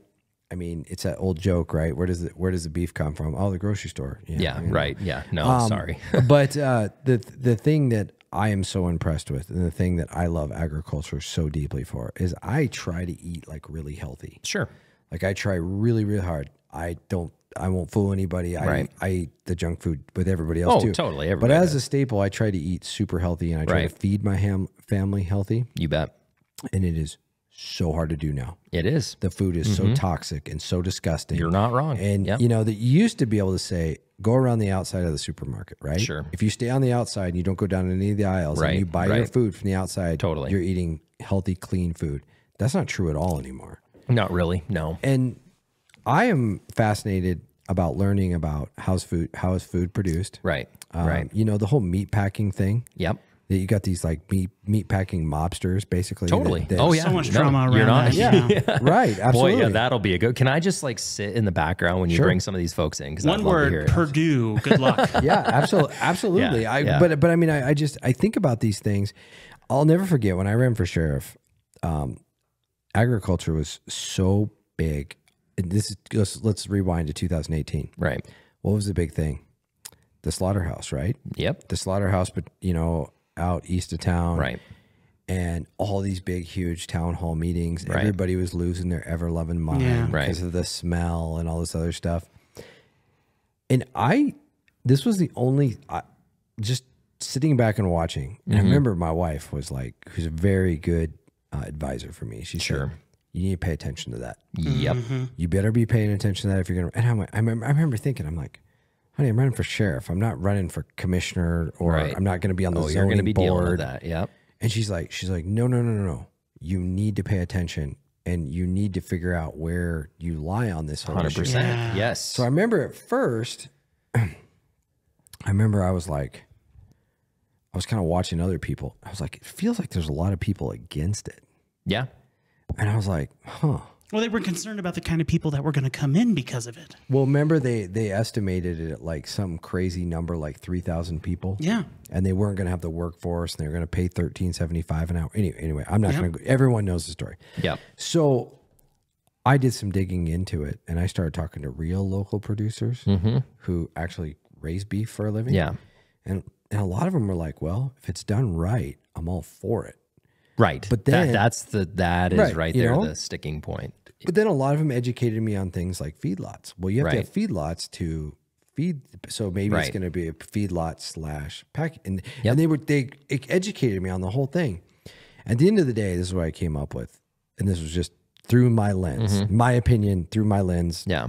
You know, the agriculture experience of living on 20 acres for a few years. Right. And my parents now having like farmland, ranch land, more ranch. Sure. So through that lens, I learned this.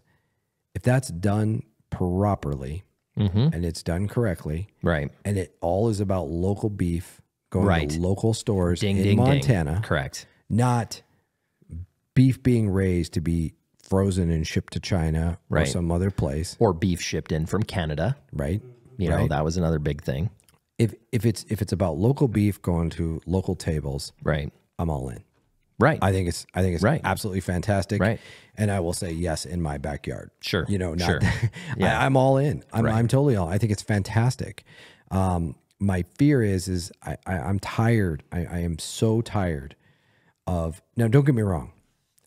If you're out there and you're in the agriculture community, you make money any way you need to make money. Right. I'm all for that.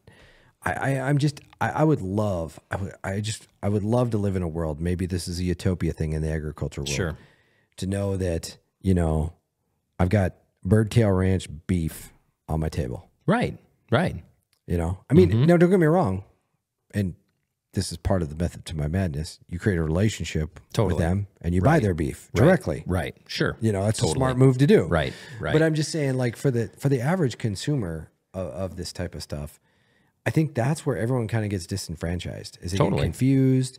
They don't understand it. Why my Walmart's beef come from, you know, another country? Argentina. Yeah, exactly. Right. Why? Right. That's Yeah. ridiculous. I know. And so I'm passionate about agriculture for those reasons. The other reason I'm passionate about agriculture is that I'm a sheriff of a very rural community. You bet. And I don't understand. How do I understand their needs when a 911 call comes in Right. if I don't Right. know agriculture? Well Totally. said. Totally. Yeah. And there's such salt of the earth. If you meet a rancher or a farmer, I had the chance to do some calving with them.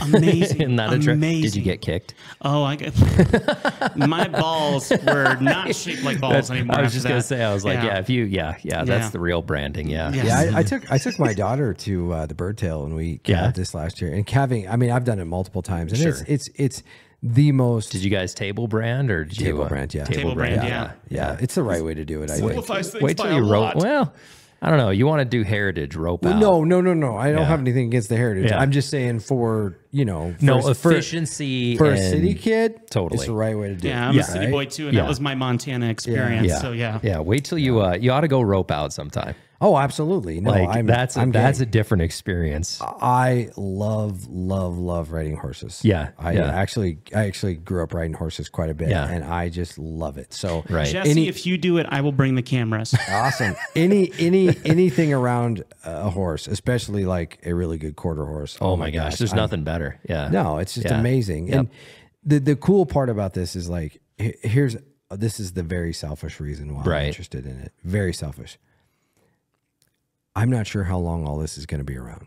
No, you're exactly correct. And Agreed. I live in the biggest food producing place in the world. Right. Yeah. I should go see it. I should go breathe it. I Right. should go live it. I Right. should go, enjoy it. Right. And the people are obviously awesome. The Right. people are, I mean, that part's the easy part. It's Right. just, I want to take it in. Totally. And I'm in a position where I get to do that. Right. So why not take advantage of that and do it? Well, and so many people lose sight of the fact they're like, oh, you have a 10,000 acre farm or, however many acre ranch or whatever. They're not that big because they necessarily want to be that big. Right. They're that big because that's how they have to pay the bills, because the expenses outweigh the reward 10 times in agriculture. Yeah.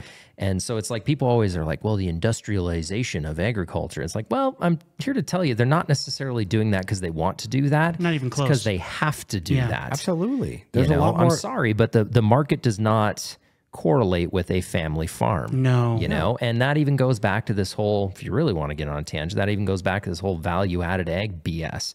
I'm sorry, but like the entire agricultural sector of Montana is export.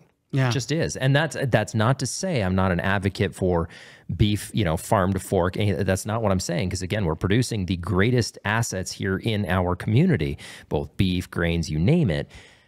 But at the end of the day, when you focus on these larger farms, if we're just focusing on Great Falls or even America, like grain alone, there's no way. No. Like we're producing so much frickin' grain, we have to get it out of here. Absolutely. Yeah. So it's like there has to be an honest conversation. Too often these damn politicians focus in on value added. Well, I'm sorry, that doesn't pay the bills. Yeah, I'm exactly. sorry. You know, and I agree with you. They have children. They're responsible for things. Yes. Yeah. And the other thing too, it comes down to too, is who's also paying more to make it worth it. Exactly. If you're dropping it here locally, Right. and you're making decent money, Right. but they're not even charging you to ship it, and Right. you're making more money on the Right. other end, what are you going to do? Right. Exactly. You're going to go, okay, it's going. I mean, Right.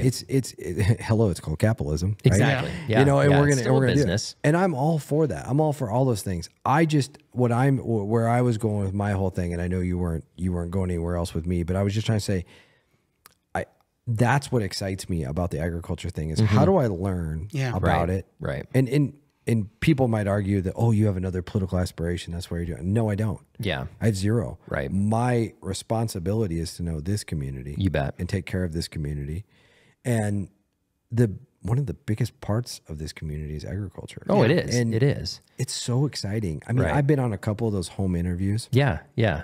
And we'd sit down and they'd always make us they always bake us cookies. Oh, 100%. Yeah. You know? and whatever coffee or some awful, terrible, horrible caffeine drink for you, but you're in their home and so you drink it, Yeah, yeah. And I mean, they taste really good. Don't get me wrong. Yeah, It's terrible totally. for you. And you sit around the table and you look at their pictures on their wall of all their children and all their children growing up on the ranch or farm or whatever it is. And they tell their stories. And some of them tell really tragic stories. Oh, Some for of them- sure. Some tell stories about going bankrupt. Yeah. Yeah. Some of them tell stories about losing a child to a farming accident. You bet. Yeah. And and they press through and they Right. keep doing it and they keep doing it. And I mean, don't get me wrong, they're there to support their family. Right. Right. But they are the food producers of America. 100%. And I mean, that's what a great gift. I mean, Right. It's the thing I think we take it for granted all the time. Oh, everybody does. Yeah. Just Yeah. don't have any clue. Right, right. Well, and it's so easy to lose that touch, though. I mean, you think about it. I'm not an advocate for. Well, I shouldn't say advocate. That's not the right word. But I'm not a city person. I couldn't go live in a high-rise apartment in downtown New York. I could never do that. But if you find yourself in that situation, it's very easy to lose touch with what you were just talking about. Because again, you just walk down to the market, you buy what you want to buy. You don't think about where it came from, how it was produced. I mean, that even goes back to hunting, right? People, oh, that's so morbid. Well, how the hell do you think you're eating your chicken right now? How do you think you're eating your cow right now? There has to be a respect level there. My freezer is full of wild game. Yeah. And it's so much better for you too. It is, so much better right. for you to eat. Yep. It's so good for you. But I love what you said that, you start living in a high rise, you get out of touch. Yeah. Yeah. You and I had a funny conversation. Remember when I was telling you that I was like, hey, I started getting into cold plunging. Remember? Yes. Yeah. And then yeah. you said, you've ever done grounding? Yeah, totally. Now, wait a minute. Hang on. What, City Boy, what the heck are you talking about? What, cold plunging or grounding? Cold Both. plunging is I go get 50 pounds of ice. Ah, okay. I fill the bathtub up. I dump all the ice in there. I leave for a while. I pretty much wait till the ice almost melts. So the Yeah. water's super cold. Shock your system. And then I get in Yeah. there for like 5 minutes, get out, and it is the most endorphin rush you'll ever. It's so It is, amazing. yep. So Jason says, you should ground. And I'm like, I do it, but I have done Which it. is so far, because it's so funny because I am so far from like a hippie as they come. But I'm telling you, like there's, when it comes to well, you and I have talked about this, when it comes to the homeopathic aspect of things, like, I'm sorry, but modern medicine's garbage. It is. Like, you know, people have been fixing themselves for thousands and thousands of years without penicillin, without antibiotics, without steroids, you name it. Big Pharma is just a big drug dealer that they've Yes, it decided is. they're illegal. That's all they are. Oh, I know. So I explain know. grounding to me. Grounding is phenomenal. So Jason says, hey, have you ever grounded? And I think I asked her, I said, what is it? Then he explained it. I was like, oh yeah, I do it all the time. Yeah. So for those off camera, there's a sauna in here that I sit in. I was going to say, we need to do the next episode in there. Just sweat it out. Sweat it out. I support this. That'd be amazing. It would be shorter. So anyway, I sweat it out in there. But one of the things I'll do is like no shoes on after I leave. I go out in my lawn and I just stand there. And I sometimes will like have like I have like meditation music. Totally. You know? Yeah. And I'll like look up at the stars and I'll just sit there and like 5-10 minutes will go by. Yep. And it's in bare feet. And sometimes the grass is super cold. You bet. But you don't care. You just, Nope. and it does this thing to you where it just sends all this energy through your body. And it just, oh my gosh. Which is it's funny amazing. because it's actually what it's doing is it's draining the energy. But This it doesn't doesn't, sound like a funny. Joe Rogan podcast. No, it doesn't literally, feel it's like that. true, though. It doesn't feel like that though. It's quite the opposite effect, right? It feels so good. Well, and I was, to further up on that, since we had that conversation, I you know, because I'm big on acupuncture, I get it once a month, like freaking clockwork, because it helps, right? Yeah. And I have yet to find something that really, truly acupuncture can't help. I'm not saying it necessarily cures everything, okay? I'm not trying to give medical advice here, but a huge asset. Anyway, so I was talking to my acupuncturist. I was like, yeah, you know, I've really kind of kicked back up lately. And I don't know why, like I've felt like I've needed to do it more, like go out, ground, do my thing or whatever. She's like, well, you work in a radio station. I'm like, what do you mean? She's like, dude, you're around electrical equipment. You're literally shooting signals out of a building to a tower. You don't think that has any impact on your body? Like, Right into your head. actually, yeah, right. Yeah, literally. I'm like, you're not wrong. I didn't even think about that. Right. You know? But yeah, it's amazing. Yeah. So basically grounding, all it's doing is so people, like, you think about it, you can go, especially, okay, go to a high rise apartment in downtown New York. right. You could literally go years Without stepping on real touching ground. the Earth's surface. Yep, true. This even goes to pets. Here's something, this is kind of like tinfoil hat wearing weirdness, but, there's even been studies showing that, like, okay, like, why do you think people have pets? Yeah. The pets go out and ground. And then you ground to them. Exactly. Son of a gun. That's yeah. interesting. So why do you get this like endorphin rush when you pet an animal? It's not because you're petting an animal. It's because you're releasing that electrical energy. Wow. Yeah. Okay. No, okay. That's See? interesting. Yeah. I hear it. And again, I don't know. I'm not a medical person. I don't know, but I think it's really Right. something. I really do. And I think that the other thing it really does for me, back to agriculture, it makes me envious of them totally. because they're little of their hands. Whether they're working with cows or pigs or Yep. whatever, You name it. whatever livestock Right. there is, they're touching them. Yep. Right. Yep. And then they're literally in the earth. All day long. You know, all Yep. day long. Yep. They're always stepping on it. They're always Right. touching it. They're always Right. doing stuff. And, you know, there's just kind of I mean, and it's a huge hippie vibe, but, you know, gosh, I miss the hippies actually. I wish more people, I do. I Yeah. mean, Yeah. there's this like connection that You they bet. have. And we need more of that I because agree. we've lost it with this dumb phone where we're Right. so engaged in something electronic. This Right. isn't, by the way, No. All this is isn't living real. all this is living vicariously. Yeah. That's all it is. Absolutely. Instead of, you know, because it's so funny, like going back to tourism or whatever, when I worked there, like everybody's looking for experiences. They want the Right. freaking Instagram snapshot of their life. Right. And it's like, okay, well, why don't you just be in the moment? Yeah. Yeah. Why don't you literally live the instant? Like, who the hell cares if everybody out in freaking Facebook land or Instagram land or Twitter land or X or whatever the hell it's called this week? Like, who the hell cares? Yeah. Just live it. Be in the moment, you know. And I struggle with that too. I mean, especially like working in media. I mean, you can equate to this. Like, 100%. it's so easy to get sucked into that because Oh, again, yes. this is everything anymore. I'm very know? thankful not to be in radio anymore because of because of the news that I don't hear. Sure. Oh, And the Trust stuff that me. I'm not sharing You know, with the my wife at the end of the night. best thing I ever did was get the hell out of media for a while. Yeah. Yeah. Just take a And breather. I've done it a couple of times because it's like, I'll never forget when I got out of media in Colorado Springs, like me, I truly thought, I was like, this is everything I'm ever going to do. I'm going to Right. be a television meteorologist Right. for the rest of my life. That is what I'm going to do. I'm cashing in the chips. I invested in it. That's what I'm doing. And when I got out of television down in Colorado Springs, like it was borderline the hardest thing I ever did. It was not an easy decision, but I did it. And I remember I had this moment, I'm driving around Colorado Springs, and I think there was a pretty decent storm rolling in. And I just realized the amount of people who didn't give a shit that there was a storm rolling in. They were just going on with their daily lives. Right. Because when you're engulfed in media 24/7, 365, you think that everybody like hangs on every single word that you say and everything you do and da-da-da-da-da.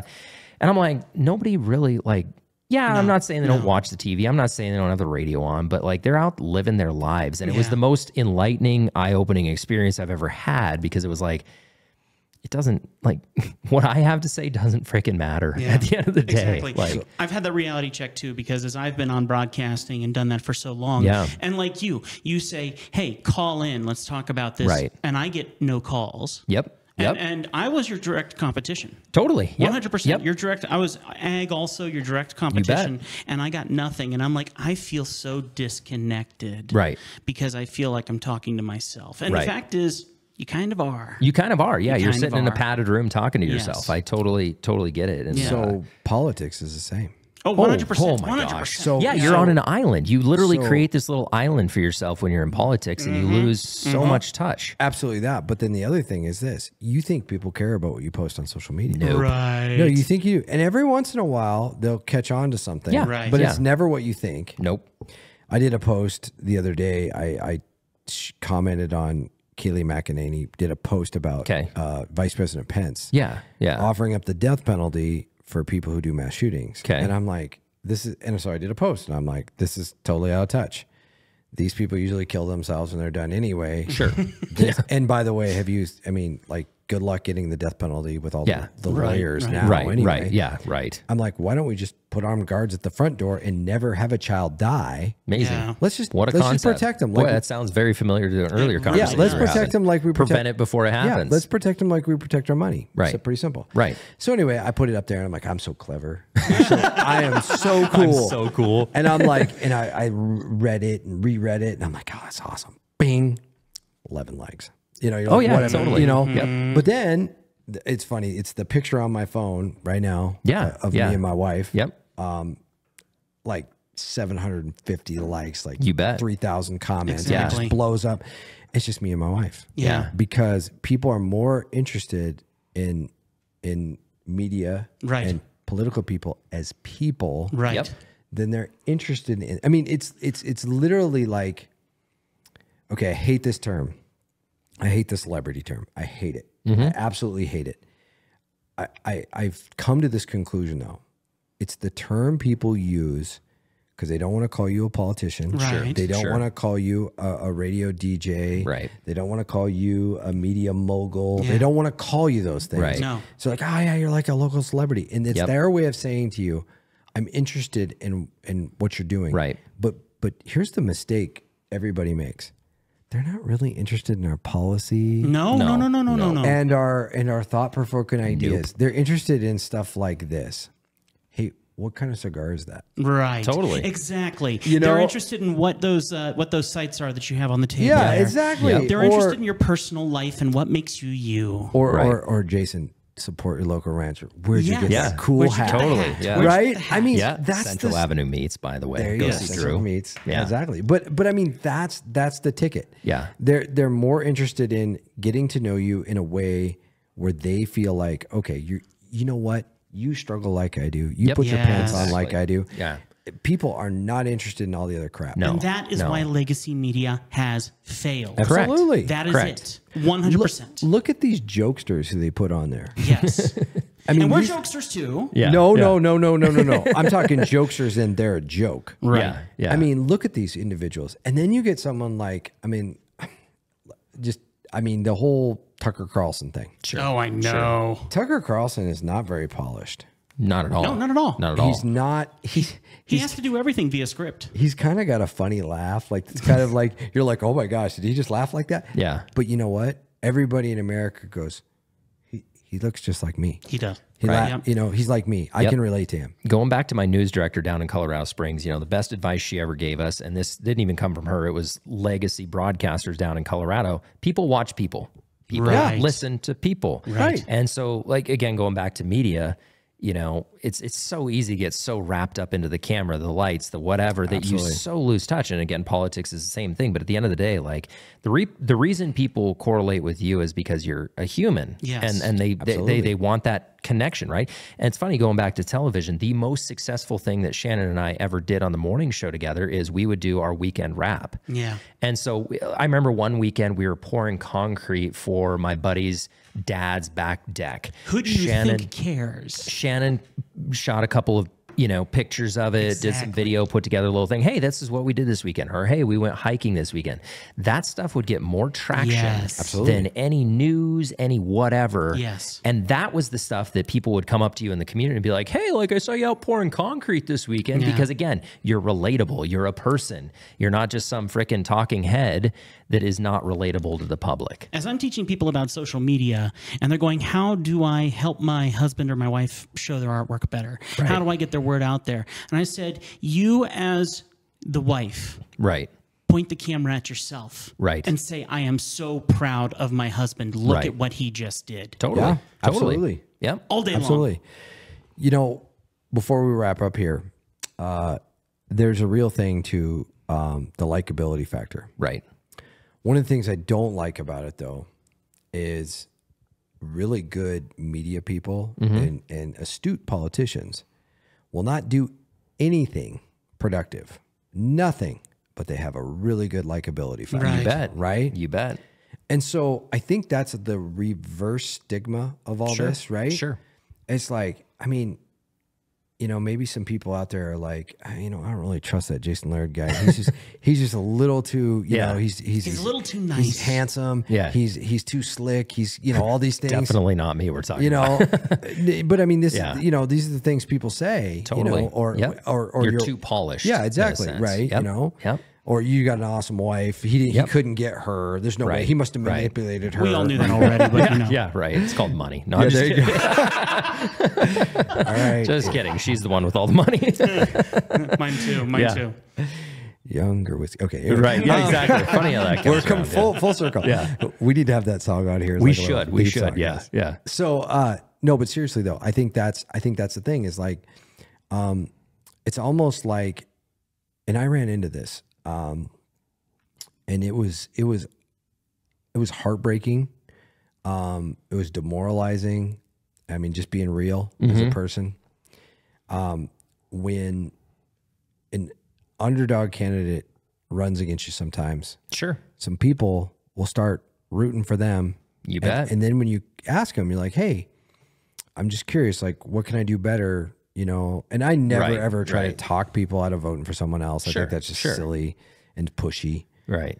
And they'll be like, well, you know, I had this person tell me one time, well, you're too polished. You're too slick. You know all the answers. No way you could know that. Right. Right. And I'm like, what? Yeah. Like, I work hard. I study. I work. I care.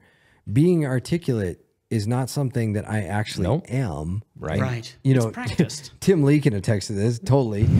And it's not something that I am. It's just, I try. Totally. And it's funny because it's like I try because I care about you. Right. Right. And I Right. think you guys will feel that way too because Yes. it's like I care about the people who are listening. Right. Right. I want them to understand the message. Right. Right. But people are so cynical.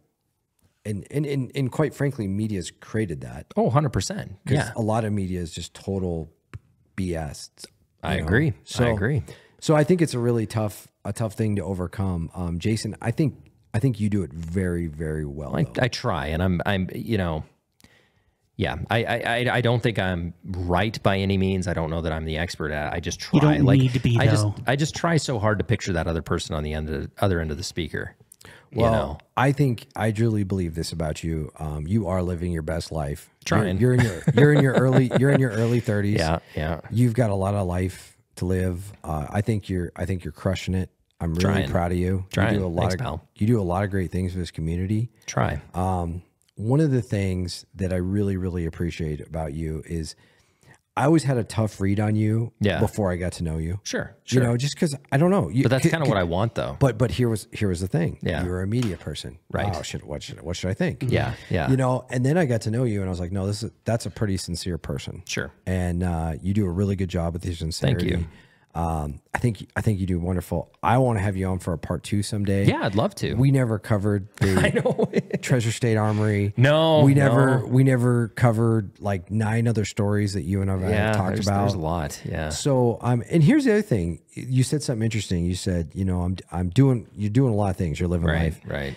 It was funny when we talked one day, and I remember I asked you. I said, "How old are you?" And you told me, and I was like, you live like a life of someone who's like 50 years old. And don't get me wrong, I never thought you were 50. It's pretty great. No, it doesn't. No. Yeah. But I mean, you do. I mean, that's one thing that's hard to place you. Yeah. Is because you do live a lot of life. Right. And so it's hard to place you on like, where's this guy at? But the thing about it is there's, you know, a lot of people in this world, they don't understand that. Sure. You know, because you didn't learn everything from your phone. No, God, no. Yeah. You know, and it's kind of interesting when I first started talking to you, started telling me about your childhood and stuff like that. I was like, this guy's like a Gen Xer, man. He lived like a Gen Xer life where you know, he drank beer when he was 6 and, you know, shot guns. 7, actually. Yeah, 7. No. Okay, there you go. Yeah. But no, seriously, you're doing a great job for this community. Yeah. Well, I'm sure trying, and I appreciate that. And I think you're a perfect person to represent the pursuit as far as like, what are we doing to make our community better? You bet. Because you're living that. And I know your wife's living that. And we really appreciate you guys in our community. You bet. So Yeah. really, God bless you, man. And thank you. Thanks for coming on. Yeah, same to you. I appreciate you having me. So. Yeah, it's awesome.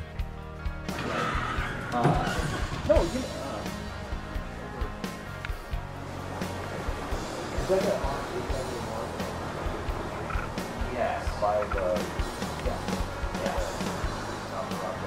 yes, yeah. You ever eat like shit? So that's the only reason those boots are lasting so damn long.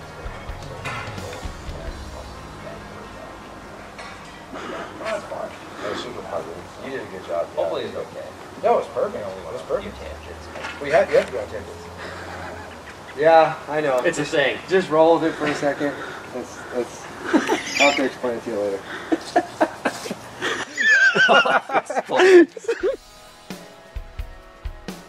Hey, everybody. Jesse Slaughter with the Pursuit Podcast. We really appreciate the amazing support already that this channel has received. Our social media is blowing up. Everywhere we look, people are liking and clicking and commenting. But what we really need you to do is subscribe to our Facebook page and follow us on Spotify. That's what drives this channel. That's what's going to keep this channel going forever. Tim and Ben are behind the scenes doing tireless editing, working on this to make this come out the way it does, of this high quality product that it is. So please go in there, click subscribe, click follow, and make sure that this channel sticks around for a long time, because we truly believe it's doing a lot of great things for our community. Remember, all of the advertising dollars on this podcast go directly to our Sheriff's Legacy Foundation. But there's many, many other people out there who we need to support. So follow and subscribe today. Thank you.